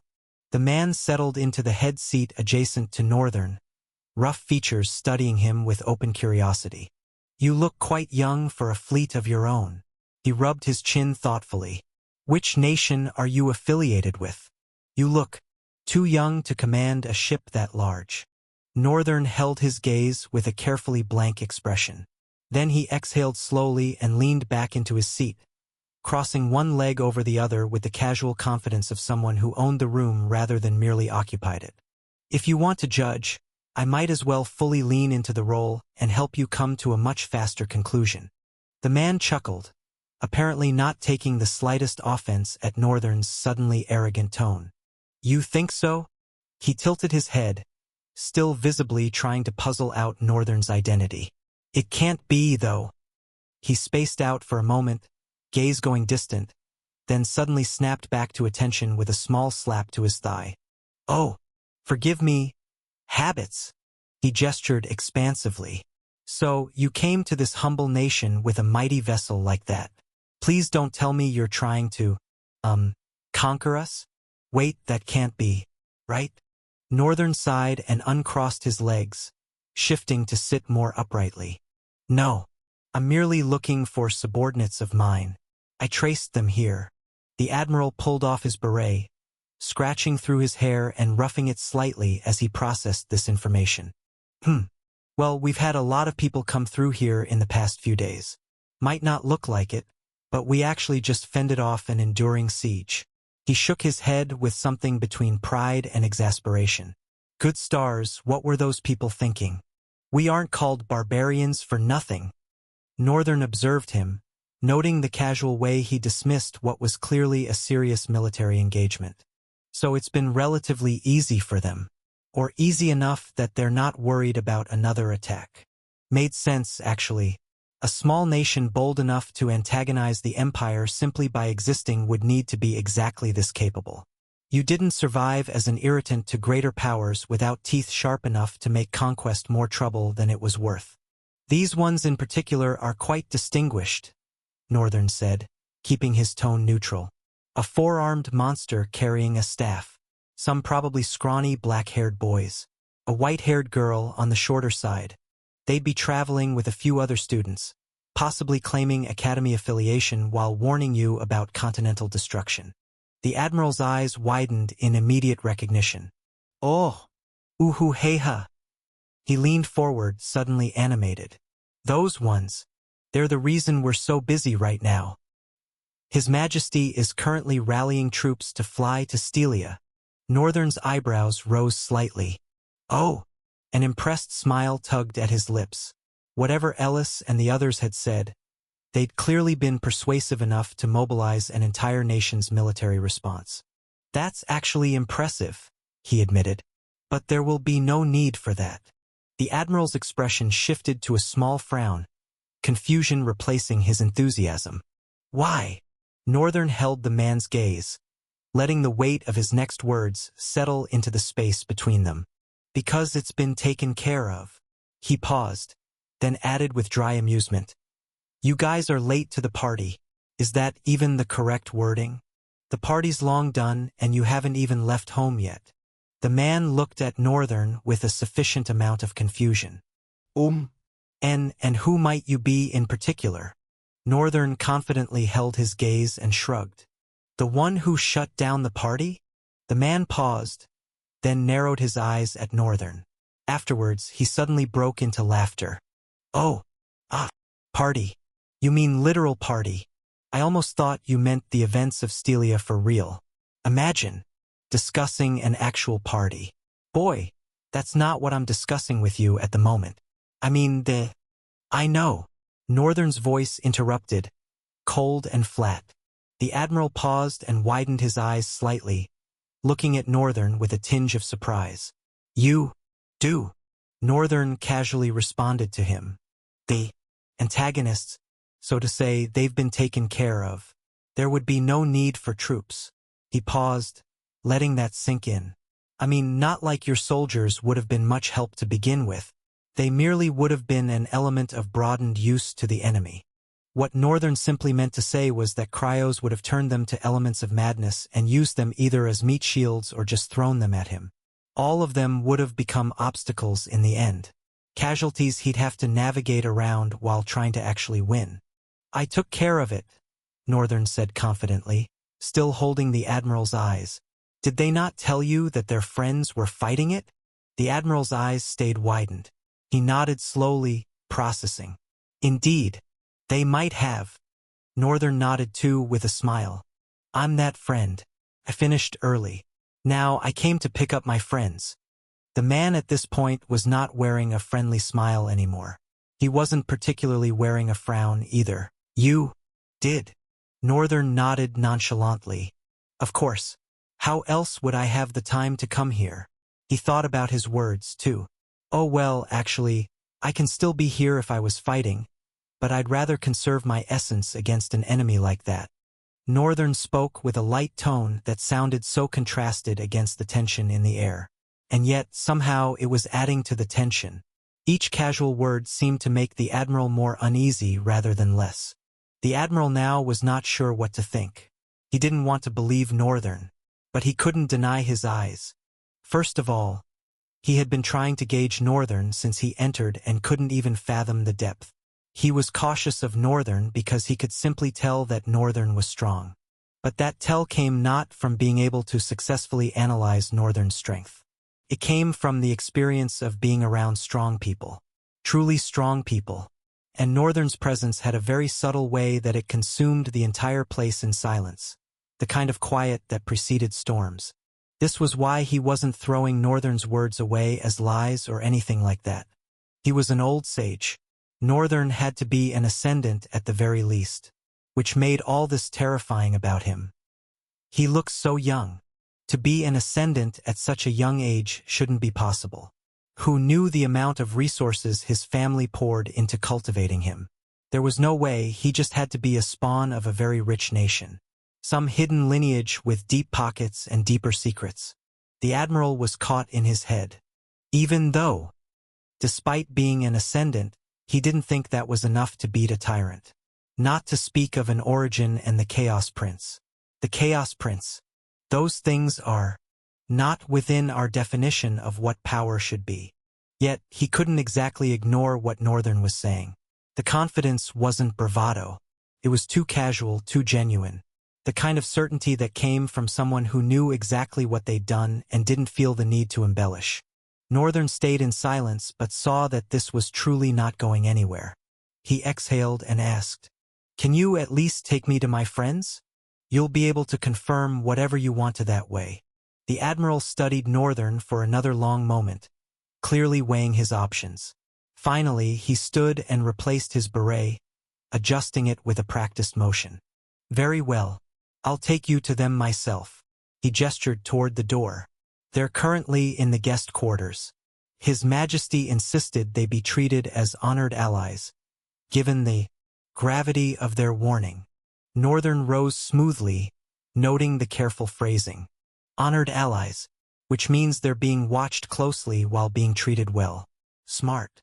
They exited the office, the Admiral leading the way through the bustling military floor.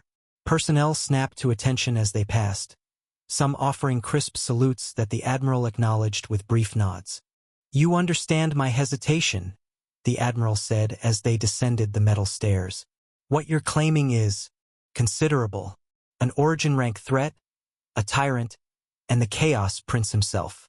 He glanced back at Northern. "These aren't enemies one simply takes care of between breakfast and lunch." "No," Northern agreed mildly. "They're enemies you take care of when they threaten what's yours. The timing's irrelevant." The Admiral's steps faltered slightly, just a half beat, before he continued walking. That response had clearly unsettled him further. They crossed the dock area, passing Thunderhead's massive bulk. Several soldiers still stood at a respectful distance, studying the vessel with a mixture of awe and wariness. Northern caught fragments of their whispered conversations. "I've never seen storm channeling like that. How many drifters does it take to power something like? A single person flew it here, I heard." The admiral led them toward another tower carved into the mountain face. This one marked with blue banners bearing what Northern assumed was Ryugen's symbol, a stylized peak crowned with clouds. "The guest quarters are more comfortable than our standard barracks," the admiral explained as they entered. "We've housed refugees before, diplomatic envoys, occasional defectors from the Empire. This conflict has complicated matters." "I imagine," Northern said neutrally. They climbed several flights of stairs, Northern noting the same fusion of carved stone and metal construction, before emerging into a hallway lined with wooden doors. Guards stood at either end, watching their approach with professional alertness. The admiral stopped before one of the doors and knocked firmly. "Lady Nasira? You have a visitor." There was a pause, movement inside, then a strong voice, muffled but recognizable. "A visitor? We're not exactly." The door opened, and Shay, auburn-haired council vice president, stopped mid-sentence, his eyes going wide. "Ryan." Behind him, Northern could see Ellis turning sharply, Nasira nearly dropping whatever she was holding, and Ayuri Mew rising from a chair. Visible relief mixed with surprise washed across their features. "How are you?" Ellis muttered, but before he could finish, someone ran past him and hugged Northern tightly. Her hands wrapped around his waist because, due to her height, that was where she could manage to reach. She punched Northern's abs mildly. "Missed you." "ABS. "Missed you too, Nasira," Northern said, patting her head with genuine amusement. Behind her, the room had erupted into motion. Others crowded into the hallway. Ellis with that familiar intensity in his eyes, Shay with his auburn hair looking stunned. Ayuri Mew rising from a chair inside, Lannister's eyes widening as he processed Northern's presence, and even Eric, though Northern still couldn't quite place where he knew him from. "Wait, they're all here? Just students?" That was, the distribution teams should have assigned at least one experienced drifter to each group. This felt less like tactical deployment and more like someone had thrown all the academy kids together and hoped for the best. "How are you here?" Ellis asked, stepping fully into the hallway since the room had grown too crowded. His voice carried equal parts relief and disbelief. "We just got audience with the king. He agreed to help us." "Tracked you," Northern said simply, glancing at the thoroughly confused admiral behind him. "Nebulous Lord picked up Abyss Tyrant's trail. Led me straight here." Shay stared at him with an expression that mixed relief and disbelief in equal measure. "The situation in Stelia?" "Handled." Northern did a quick mental head count. Everyone except Abyss Tyrant seemed accounted for. No visible injuries, no signs of recent combat. "Everyone okay? No casualties?" "We're fine," Nasira confirmed quickly, though her grip on his sleeve suggested she still hadn't fully processed his arrival. "But when you say handled, Cryos is dead. The call is contained. Chaos Prince should be manageable for a while." Northern kept his tone matter-of-fact, like he was reporting on completed homework rather than continental-scale threats. "The immediate danger is neutralized." The hallway went very quiet. Even the admiral, who'd been maintaining his professional composure remarkably well, looked like someone had just told him the laws of physics were negotiable. "The origin, Cryos is dead," Ellis repeated slowly, testing whether the words made sense when spoken aloud. "Very dead," Northern confirmed. "Thoroughly, definitively dead. I made sure of it." Shay let out a breath he'd apparently been holding since Northern arrived. How long did it take? Northern actually had to think about that. Time had become somewhat fluid during the final confrontation. Days? 2 days, maybe? Could have been more. There was the trip from Drywall, then everything in Stelia itself. Call it a day and a half of actual fighting. He paused. "My memory's somewhat foggy these days." 2 days, the Admiral said faintly. The words seemed to physically pain him. "You defeated 3 threats even Transcendence would struggle against in He stopped, recalculating. In 3 days total? Northern nodded. Apparently. He flashed a grin that absolutely did not match the gravity of what he'd just described. Northern, be serious. Ellis's voice cracked slightly.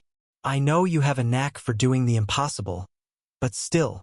Northern turned to him, his expression shifting to something more focused. More real. I am being serious. And no, I don't have any knack for anything. He let that settle for a moment. Pack whatever you brought. We're leaving. I have an airship at the skydock, you probably saw it coming in. Hard to miss. That massive thing with the storm shield? Ellis's eyes widened. That's yours. Yes. New version I made from the Tower of Trammel materials. Northern glanced around at all of them. Where's Abyss Tyrant? Ellis was giving him that look now, the one that said he was worried about more than just physical injuries or tactical situations. The one that asked deeper questions. Northern, are you okay? He met Ellis's eyes, understanding what he was actually asking. Whether the person standing in front of them was still the same friend they'd known, or if something fundamental had changed. I'm fine, really. And he meant it. Whatever he'd gone through, whoever he'd become, he was still himself. Now, where's Abyss Tyrant? Ellis sighed, some of the tension leaving his shoulders. He's being held in a different location. Along with the strange monster doctor, the king said they don't want to just trust they won't attack. Wanted to take their own security measures. He paused. Abyss Tyrant agreed to it.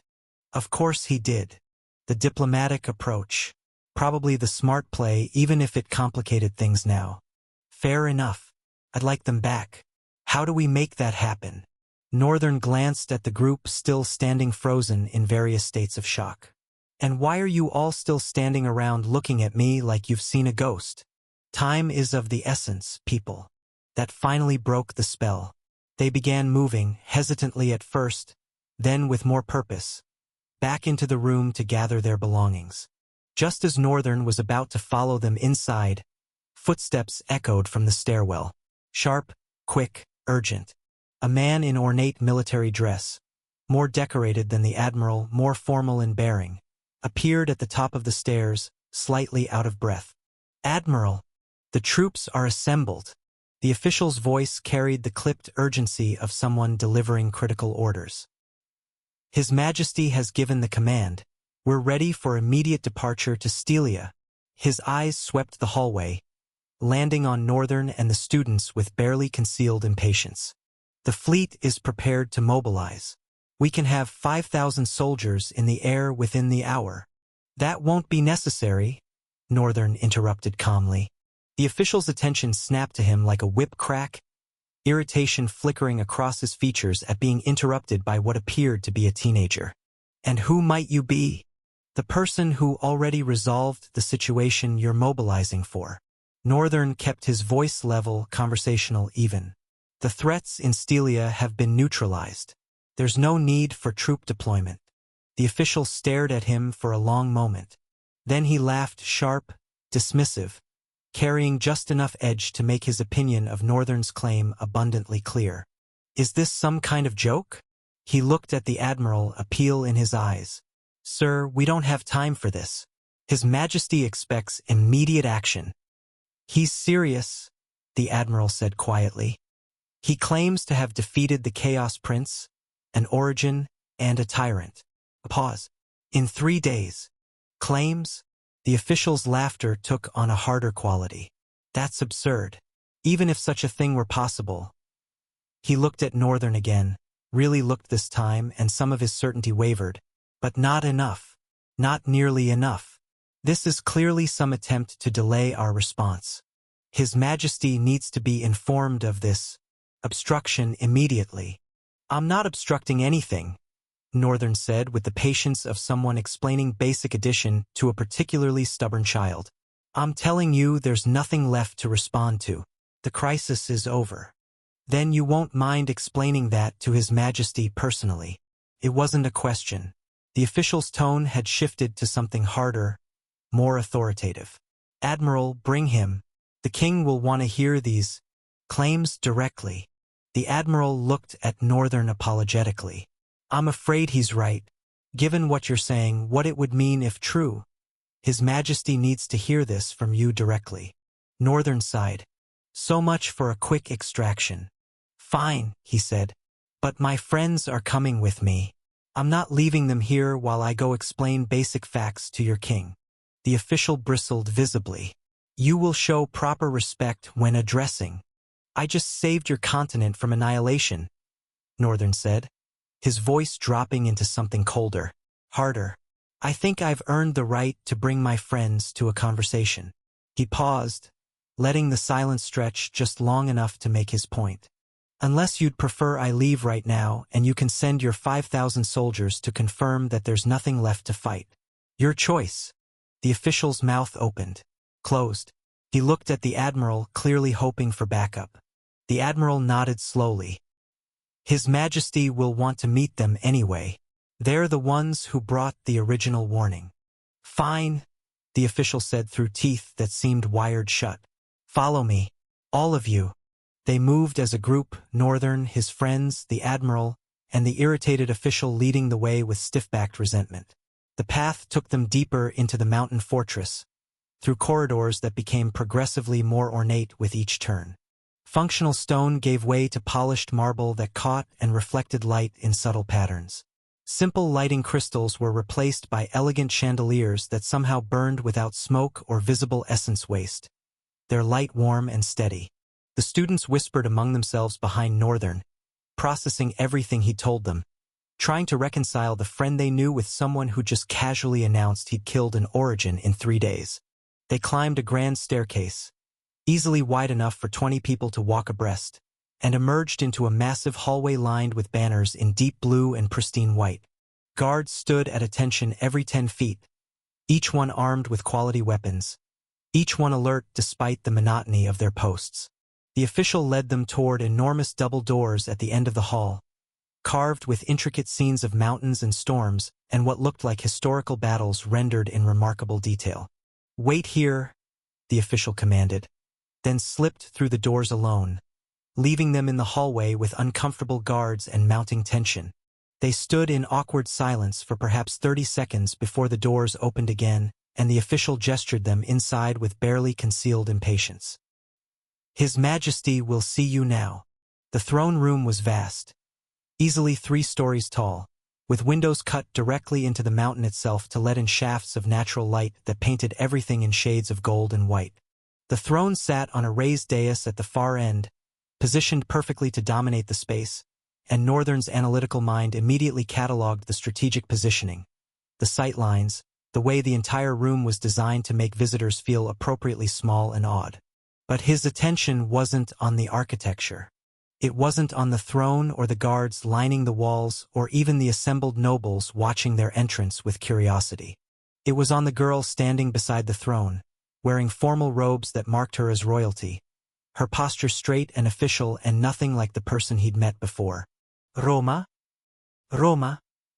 Northern recognized her immediately, the golden blonde hair, the amber eyes, even wrapped in a resplendent dress that made her look nothing like the Roma he was used to seeing.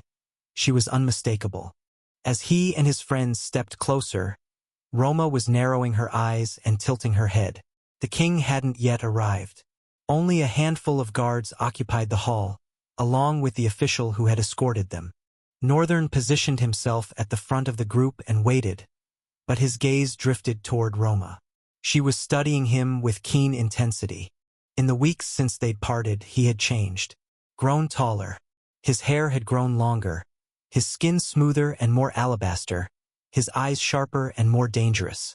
It was understandable why she wouldn't recognize him immediately. She stepped forward suddenly, fixing her gaze on him and walking closer with a deep frown of curiosity. No, no, no, don't come. He wished she wouldn't, but she reached him anyway. Everyone in the hall turned to watch, the students, the soldiers, the admiral, and the official, even the royal secretary who was just entering the throne room. She knitted her brows, raising her face to peer directly into Northern's gaze. He stared straight ahead, desperately willing her not to figure it out. It's you, isn't it? Her voice broke loose, Northern's gaze drifted downward to glimpse her. Me? Who? Rian. You're the one. Just a few weeks ago, we met at Variolania and traveled to Lithia. Northern was silent for a moment. He was tempted to feign ignorance, to play with Roma and watch her grow frustrated. But he sighed instead. It's quite surprising to have you recognize me so quickly. I never thought we'd be meeting again so soon. Roma's eyes sparkled with a beautiful light. Ha! It's you. Me too. I thought it'd be years. Northern looked at her and allowed himself a short laugh. Roma studied him, then the group behind him, her gaze bouncing between them. Wait. Are you also marching to Stelia with them? Northern exhaled.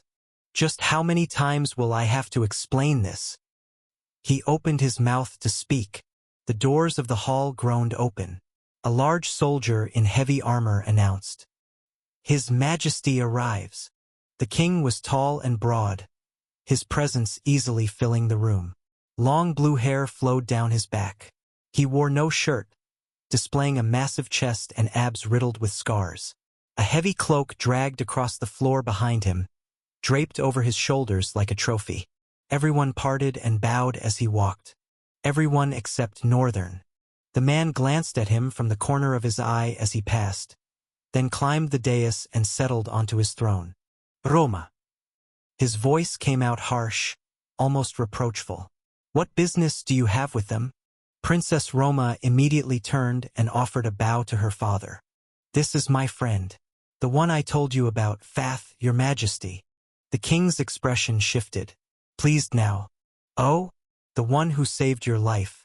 The one I made promises of great rewards to. He leaned forward, interest kindling in his eyes. Interesting. I never thought he would actually appear before me, based on what you told me about him. And certainly not so soon.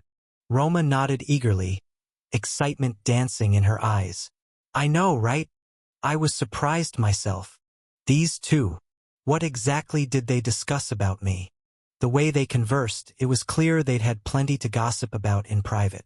The man also seemed quite fond of his daughter. He'd been subtly hostile toward Northern when he entered and Northern refused to bow. But now that Roma had identified him, the king was suddenly bright and warm, regarding Northern with open kindness. As if he hadn't been calculating how to crush Northern's knee and force him to bow just moments ago. I see where she gets it from. Oh well, I'm sure there's a reason you're here. The king waved a hand. Let's get to that first.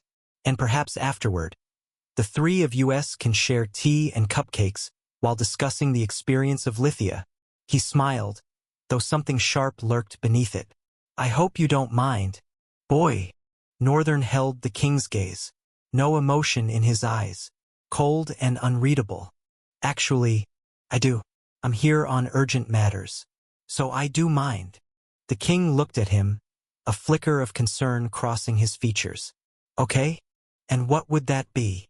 The admiral walked closer to the throne, climbed the dais, and leaned in to whisper something in the king's ear. Northern watched the progression. Initial curiosity morphing into confusion, then disbelief, then something that looked almost like offense. The admiral stepped back. The king leaned forward on his throne, studying Northern with new intensity. You're telling me, the king said slowly, each word measured, that you've already dealt with the threats in Stelia? The very threats that prompted us to mobilize our entire military force. Yes, Northern said simply. The Chaos Prince, an origin rank threat, a tyrant. The king's voice had taken on a sharp edge. You defeated all three, in 3 days. 2, actually, maybe less. Time got a bit fuzzy. Northern paused. And I killed Cryos, contained the Call and the Chaos Prince. Well, that situation is more complicated than defeated. But he's not a threat anymore.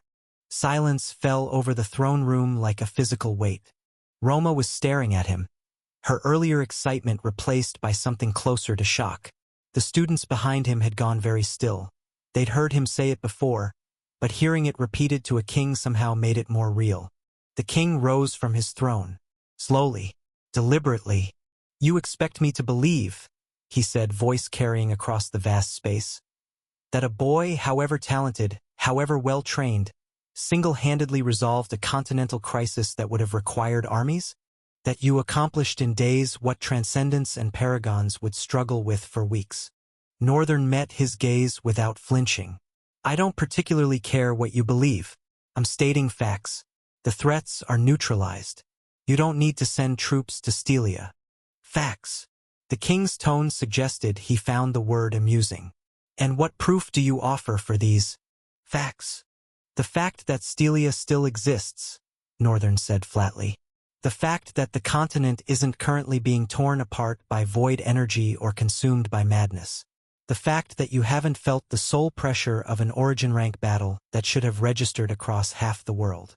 He paused. And the fact that I'm standing here instead of still fighting.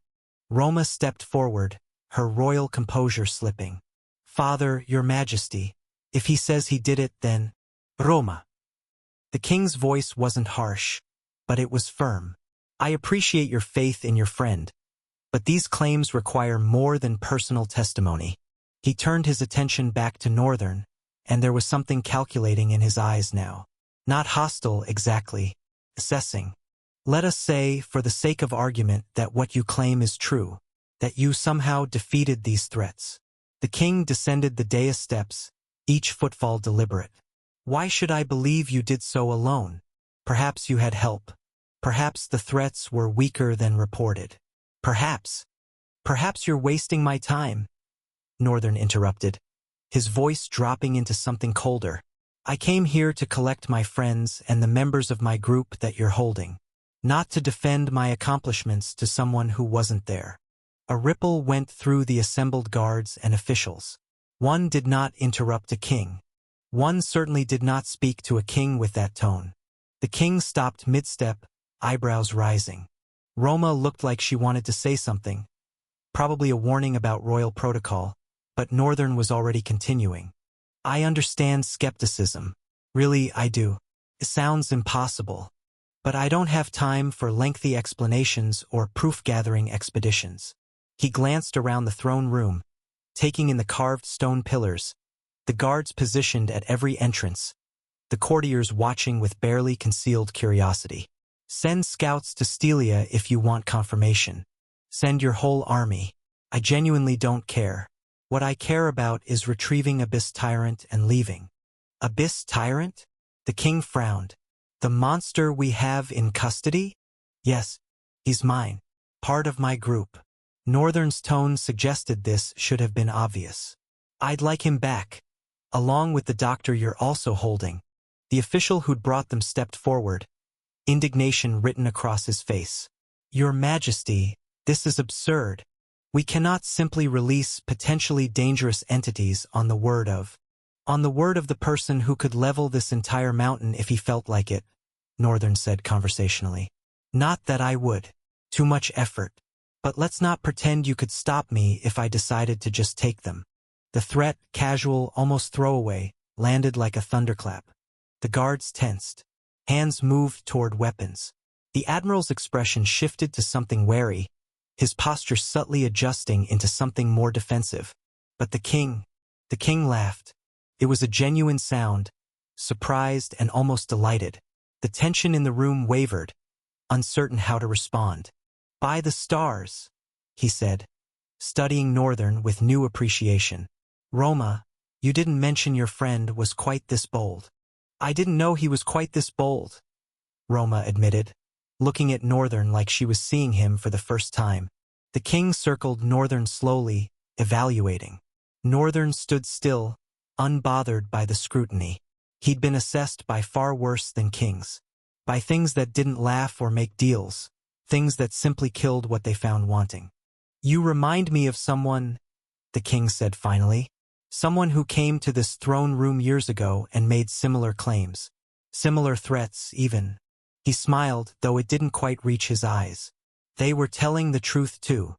He stopped in front of Northern, close enough that most people would have felt intimidated by his size and presence. The man was tall, broad-shouldered, built like someone who'd earned his throne through more than just birthright. Northern didn't step back. You want your people back. Fine. But first, you'll demonstrate. Northern's eyes narrowed. Demonstrate. Prove that you're as capable as you claim. The king gestured broadly.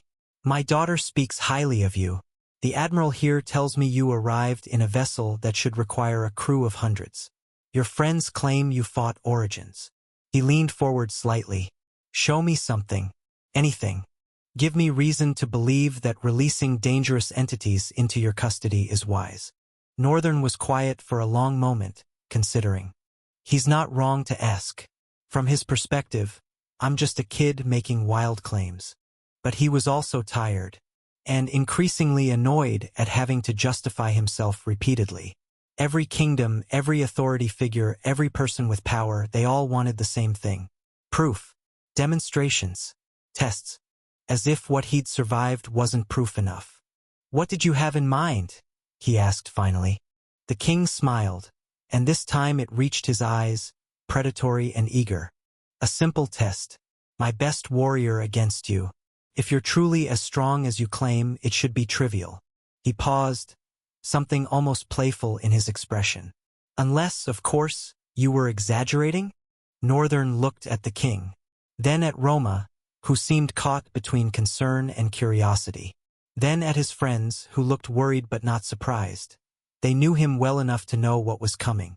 Fine, Northern said. One condition, though. Oh. When I win, you release Abyss Tyrant and the doctor immediately. No more delays, no more questions, no more bureaucracy. We take them and leave. The king's smile widened. And when you lose? I won't lose, Northern said with absolute certainty. But if somehow I do, I'll answer every question you have about Stelia in excruciating detail. Fair. The king extended his hand. Fair. Northern shook it, noting the king's grip was designed to test strength. Firm, deliberate, the kind of squeeze meant to establish dominance. He didn't bother competing, just matched the pressure exactly, his expression unchanged. There was no point in playing games like this anymore. Not after everything. The king's eyes flickered with something that might have been respect. Roma, clear the training grounds. Everyone else. He addressed the room at large. You're about to see something interesting. As people began moving, Northern caught Ellis's worried look. It'll be fine, Northern said quietly. Probably won't even take 5 minutes. That's what worries me, Ellis muttered. Roma approached as they began filing out of the throne room. Northern, my father's best warrior, is my eldest brother. He just recently became an ascendant, surpassing even father. Northern glanced at her. And you should know what you're getting into. I appreciate the concern, Northern said, genuinely meaning it. But Roma, I just killed an Origin. A newborn ascendant is... He searched for appropriate words. Not really a concern. Roma studied his face, looking for bravado or false confidence. She found neither, just the calm certainty of someone stating an obvious fact. What happened to you? She asked softly. In just a few weeks? Northern thought about Stelia, about Cryos and the Chaos Prince and everything he'd done, about the person he'd become, or perhaps the person he'd always been, finally allowed to stop pretending otherwise. The deaths, the choices, the weight of it all, settling into his bones like something that would never quite leave. I took your advice, he said finally. Stopped pretending I wasn't willing to do whatever it takes. He met her eyes briefly, then looked away. Come on, let's get this over with. They moved toward the training grounds, the king walking ahead with Roma, Northern following with his friends, and what seemed like half the palace guard trailing behind to witness. Just another demonstration, Northern thought. Just another person who needs convincing. He was getting very tired of convincing people. Maybe after this one, they'd finally just let him leave. The training grounds were carved directly into the mountainside. A vast circular arena open to the sky, with stone seating rising in tiers around the central space. The floor was polished granite, scarred with scorch marks and impact craters from countless previous demonstrations. Some of those craters looked fresh. Others had been worn smooth by time and foot traffic. By the time Northern and his group arrived, what looked like half the palace had gathered. Courtiers filled the upper tiers, soldiers lined the walls, and even servants had found spots where they could watch. Word had apparently spread fast. Of course it did. King's best warrior versus the kid who claims he killed an origin. Northern descended the steps to the arena floor, his friends taking seats in the front row. Ellis looked worried. Nasira looked concerned but trying to hide it. Shay was analyzing the space with tactical interest, probably calculating sight lines and exit routes out of habit. The king settled into a raised throne-like seat that gave him a perfect view of the arena. Roma took the seat beside him, her expression unreadable. From the opposite entrance, a figure emerged. Roma's eldest brother was tall. Taller even than the king, with the same blue hair but cut shorter, more practical for combat. He wore light armor that looked ceremonial but was clearly functional, and carried a spear that gleamed with essence-forged steel. His soul pressure washed over the arena, controlled, disciplined, the unmistakable weight of an ascendant. The crowd murmured appreciatively. This was their champion. Northern just stood there, hands in his pockets, looking utterly unbothered by the soul pressure that should have made a normal drifter struggle to breathe.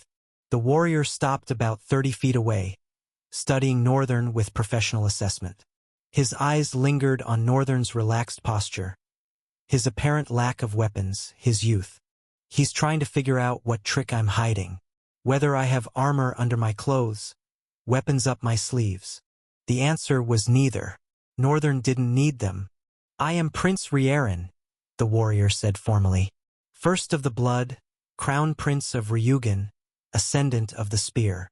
He bowed slightly, respectful but not deferential. It is an honor to test your claims.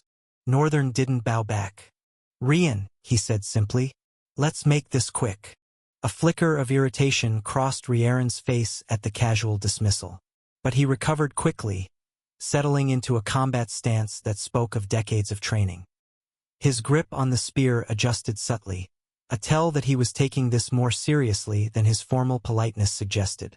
The king rose from his seat, his voice carrying across the arena. This will be a demonstration match. First to yield or be rendered unable to continue. He paused meaningfully.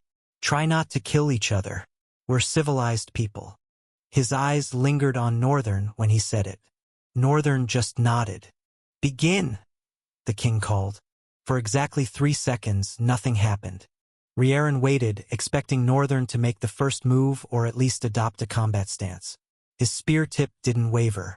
His breathing stayed controlled. Perfect patience, the mark of a true master. Northern just stood there, staring at him. But his eyes had changed. The shift was subtle, pupils dilating slightly, an intensity to his gaze that hadn't been there before. To anyone paying close attention, it looked like Northern was processing something, reading something invisible. Then he spoke, voice carrying clearly across the silent arena. You'll open with a feint to my left, using your spear's reach to test my reaction time. Enhancement type, judging by your soul signature. Increases your physical capabilities by roughly 350%, with secondary effects on your weapon. You'll aim for my center mass, expecting me to dodge right based on my current stance. Your follow-up will be a spinning strike targeting where you predict I'll move, followed by an essence charge thrust that you're planning to stop just short of lethal range. The arena had gone completely silent. Even the wind seemed to hold its breath. Rieran stared at him, the blood draining from his face. That's not prediction, Northern continued, his tone almost conversational. That's just the most likely timeline, the one where you fight carefully, testing my abilities without overcommitting. There are 1,846 other possibilities I can see right now. Some where you go all out from the start. Some where you try to surrender gracefully. He paused. None of them end with you winning. That's impossible, Rieran said, but his voice wavered. Futuristic reading doesn't work like that. Not with that kind of precision. Move, Northern said flatly. Try me. Rieran moved, exactly as Northern had predicted. The feint came first, a lightning-quick thrust toward Northern's left side, spear moving with the enhanced speed of an ascendant. The blade cut through air with a whisper of displaced essence. Northern didn't dodge, didn't even shift his weight. The spear stopped 6 inches from his body. Rieren already pivoting for the follow-up, and then his soul pressure erupted. The weight crashed down on the arena like a physical force. Several people in the audience gasped. Guards braced themselves against the wave of suppressive essence. Even the king's expression shifted to something more serious. Northern stood in the center of it, completely unaffected. He yawned. Should have brought a snack. This is going to be tedious. Rieren's eyes widened in genuine shock. Then his talent activated. Azure light flooding through his body, his muscles swelling slightly, his movements becoming blurs of motion as he launched into his prepared combination. The spear came for Northern's chest, and simply stopped moving, like someone had pressed pause on reality itself. Rieren tried to pull it back, push it forward, anything. The weapon wouldn't respond. His enhancement was active, his strength multiplied several times over, but the spear might as well have been embedded in solid stone.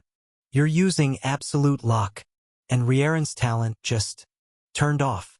The azure light vanished. His enhanced strength evaporated. He staggered slightly as his body suddenly weighed what it normally did.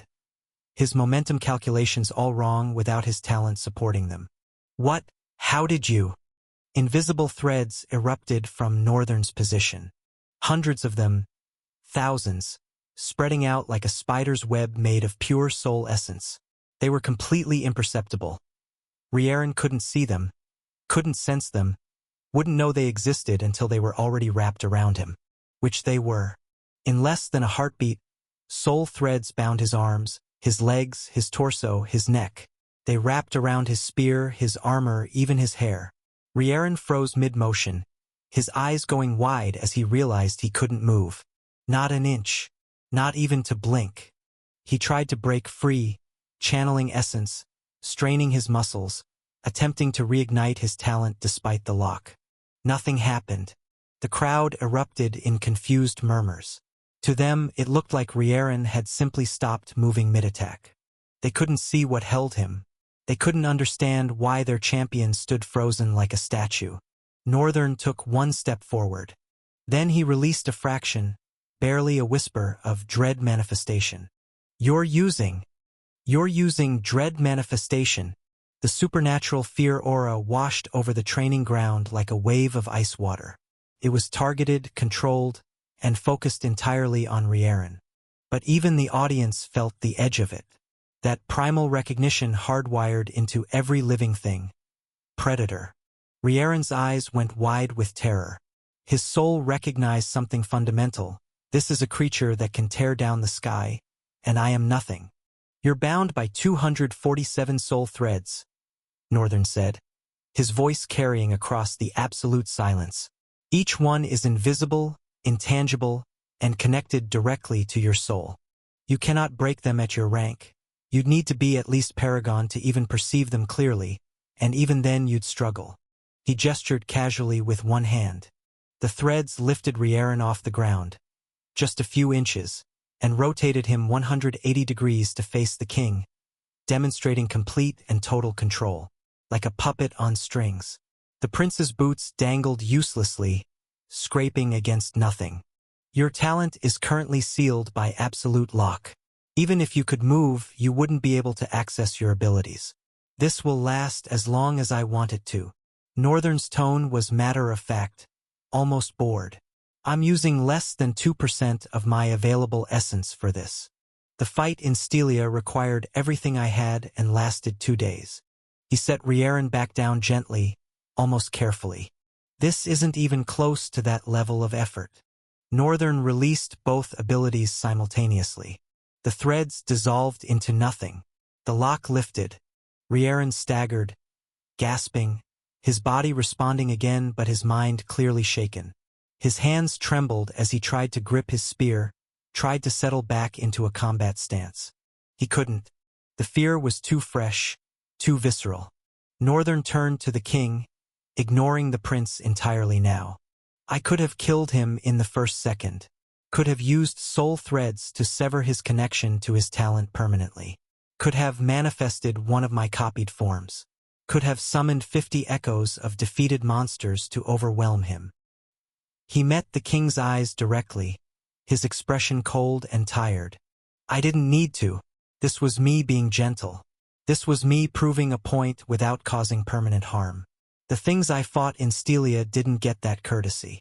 The king stared at him, then at his son, who looked like he'd aged 10 years in 20 seconds. How long did that take? The king asked quietly. About 15 seconds, not counting the explanation. Northern's tone suggested this was generous on his part. Your ascendant couldn't touch me. An origin took 2 days because origins don't break easily. They have contingencies, regeneration, soul defenses, and the raw power to actually threaten me back. He paused. But the principle is the same. Overwhelming force, applied precisely. The arena remained silent.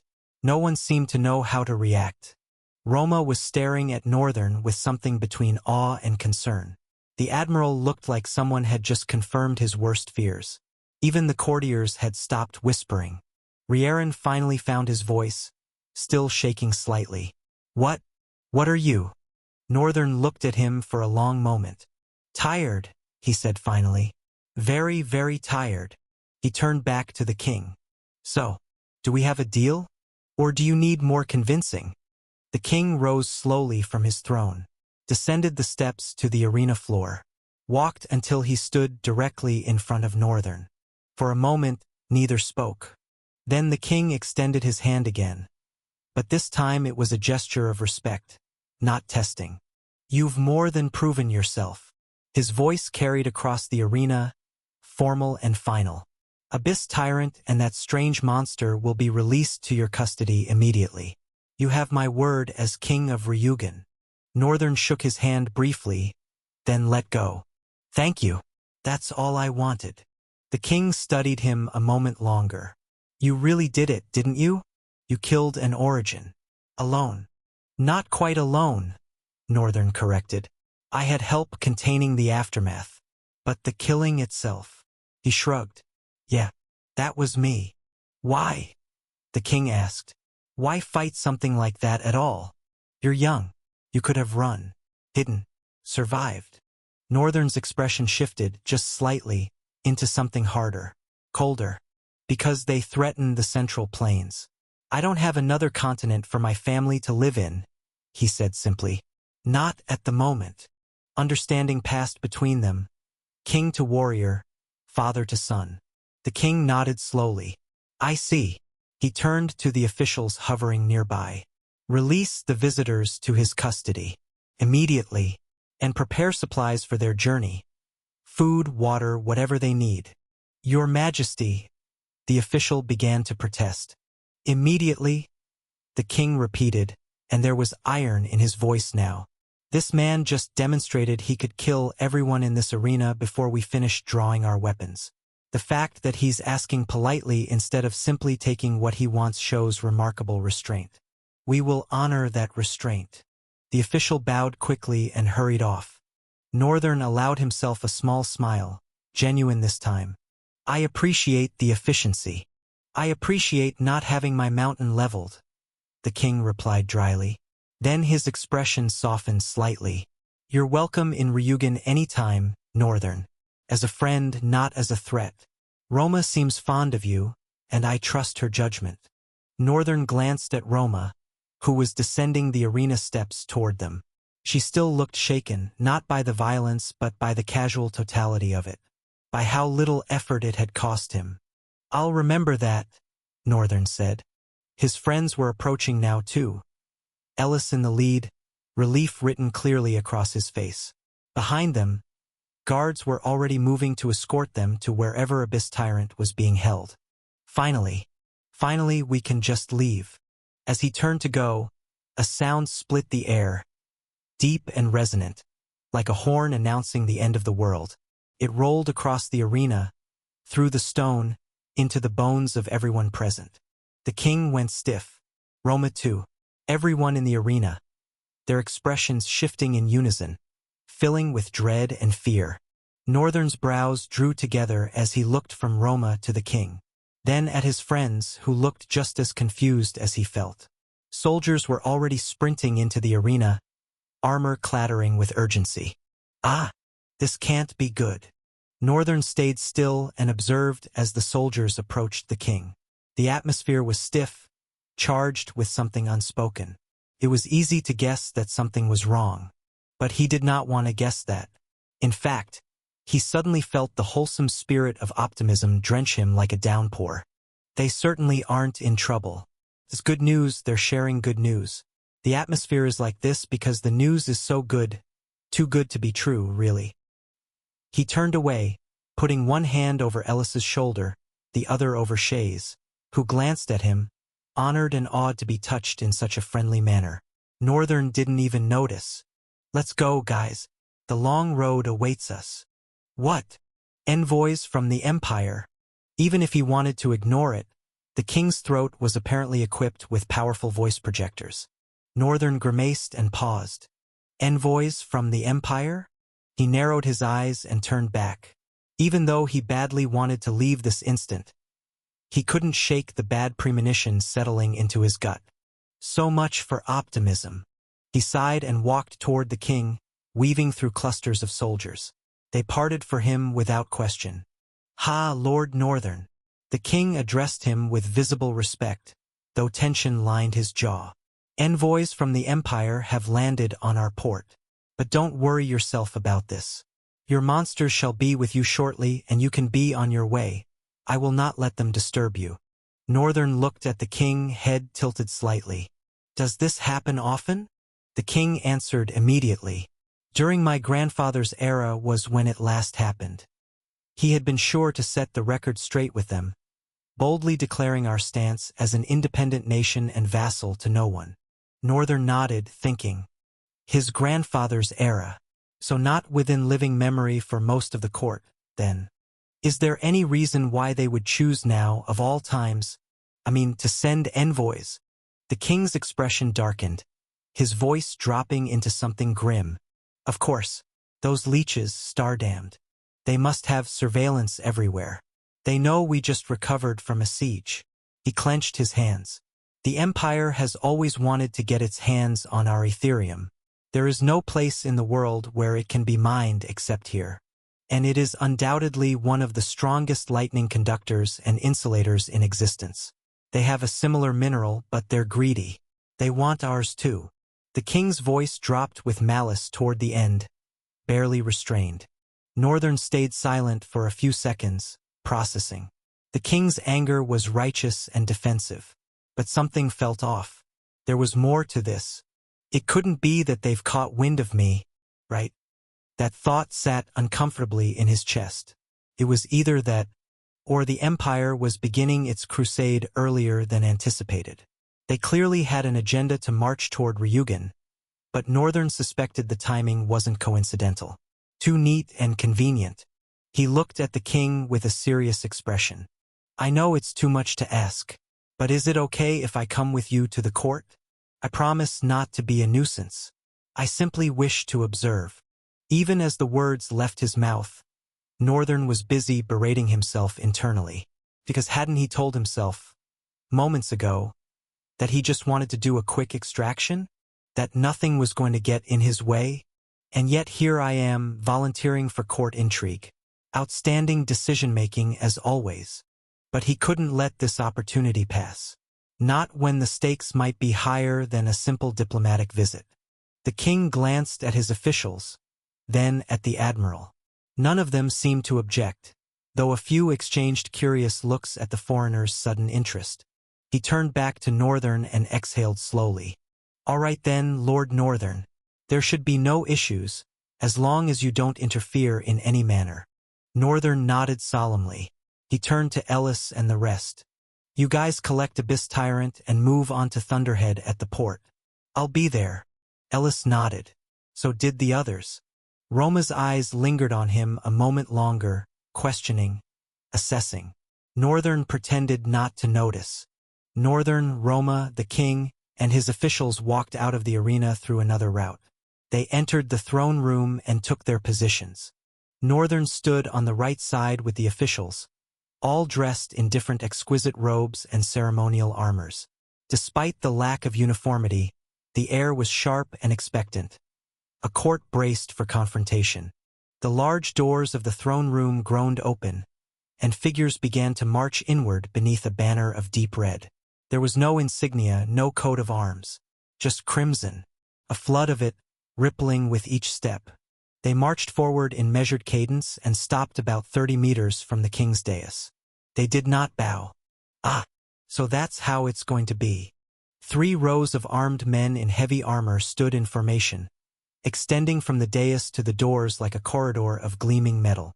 Their armor was a sculpted shell of gold plates, layered and sharpened like the plumage of some metal warbird. Broad pauldrons flared over their shoulders, and their breastplates curved in sweeping segments, reinforced by darker underlayers that locked together like interwoven scales. Each helm was the centerpiece, a visor of tapered plates framing cold, watchful eyes, crowned by a tall, swept-back crest the color of deep crimson. The soldiers were impressive enough, but the ones in front demanded attention. There was a black-haired man in silver armor with a blue shoulder cape, posture rigid and alert. Beside him stood another figure in casual black rags, deliberately understated, which somehow made him more unsettling.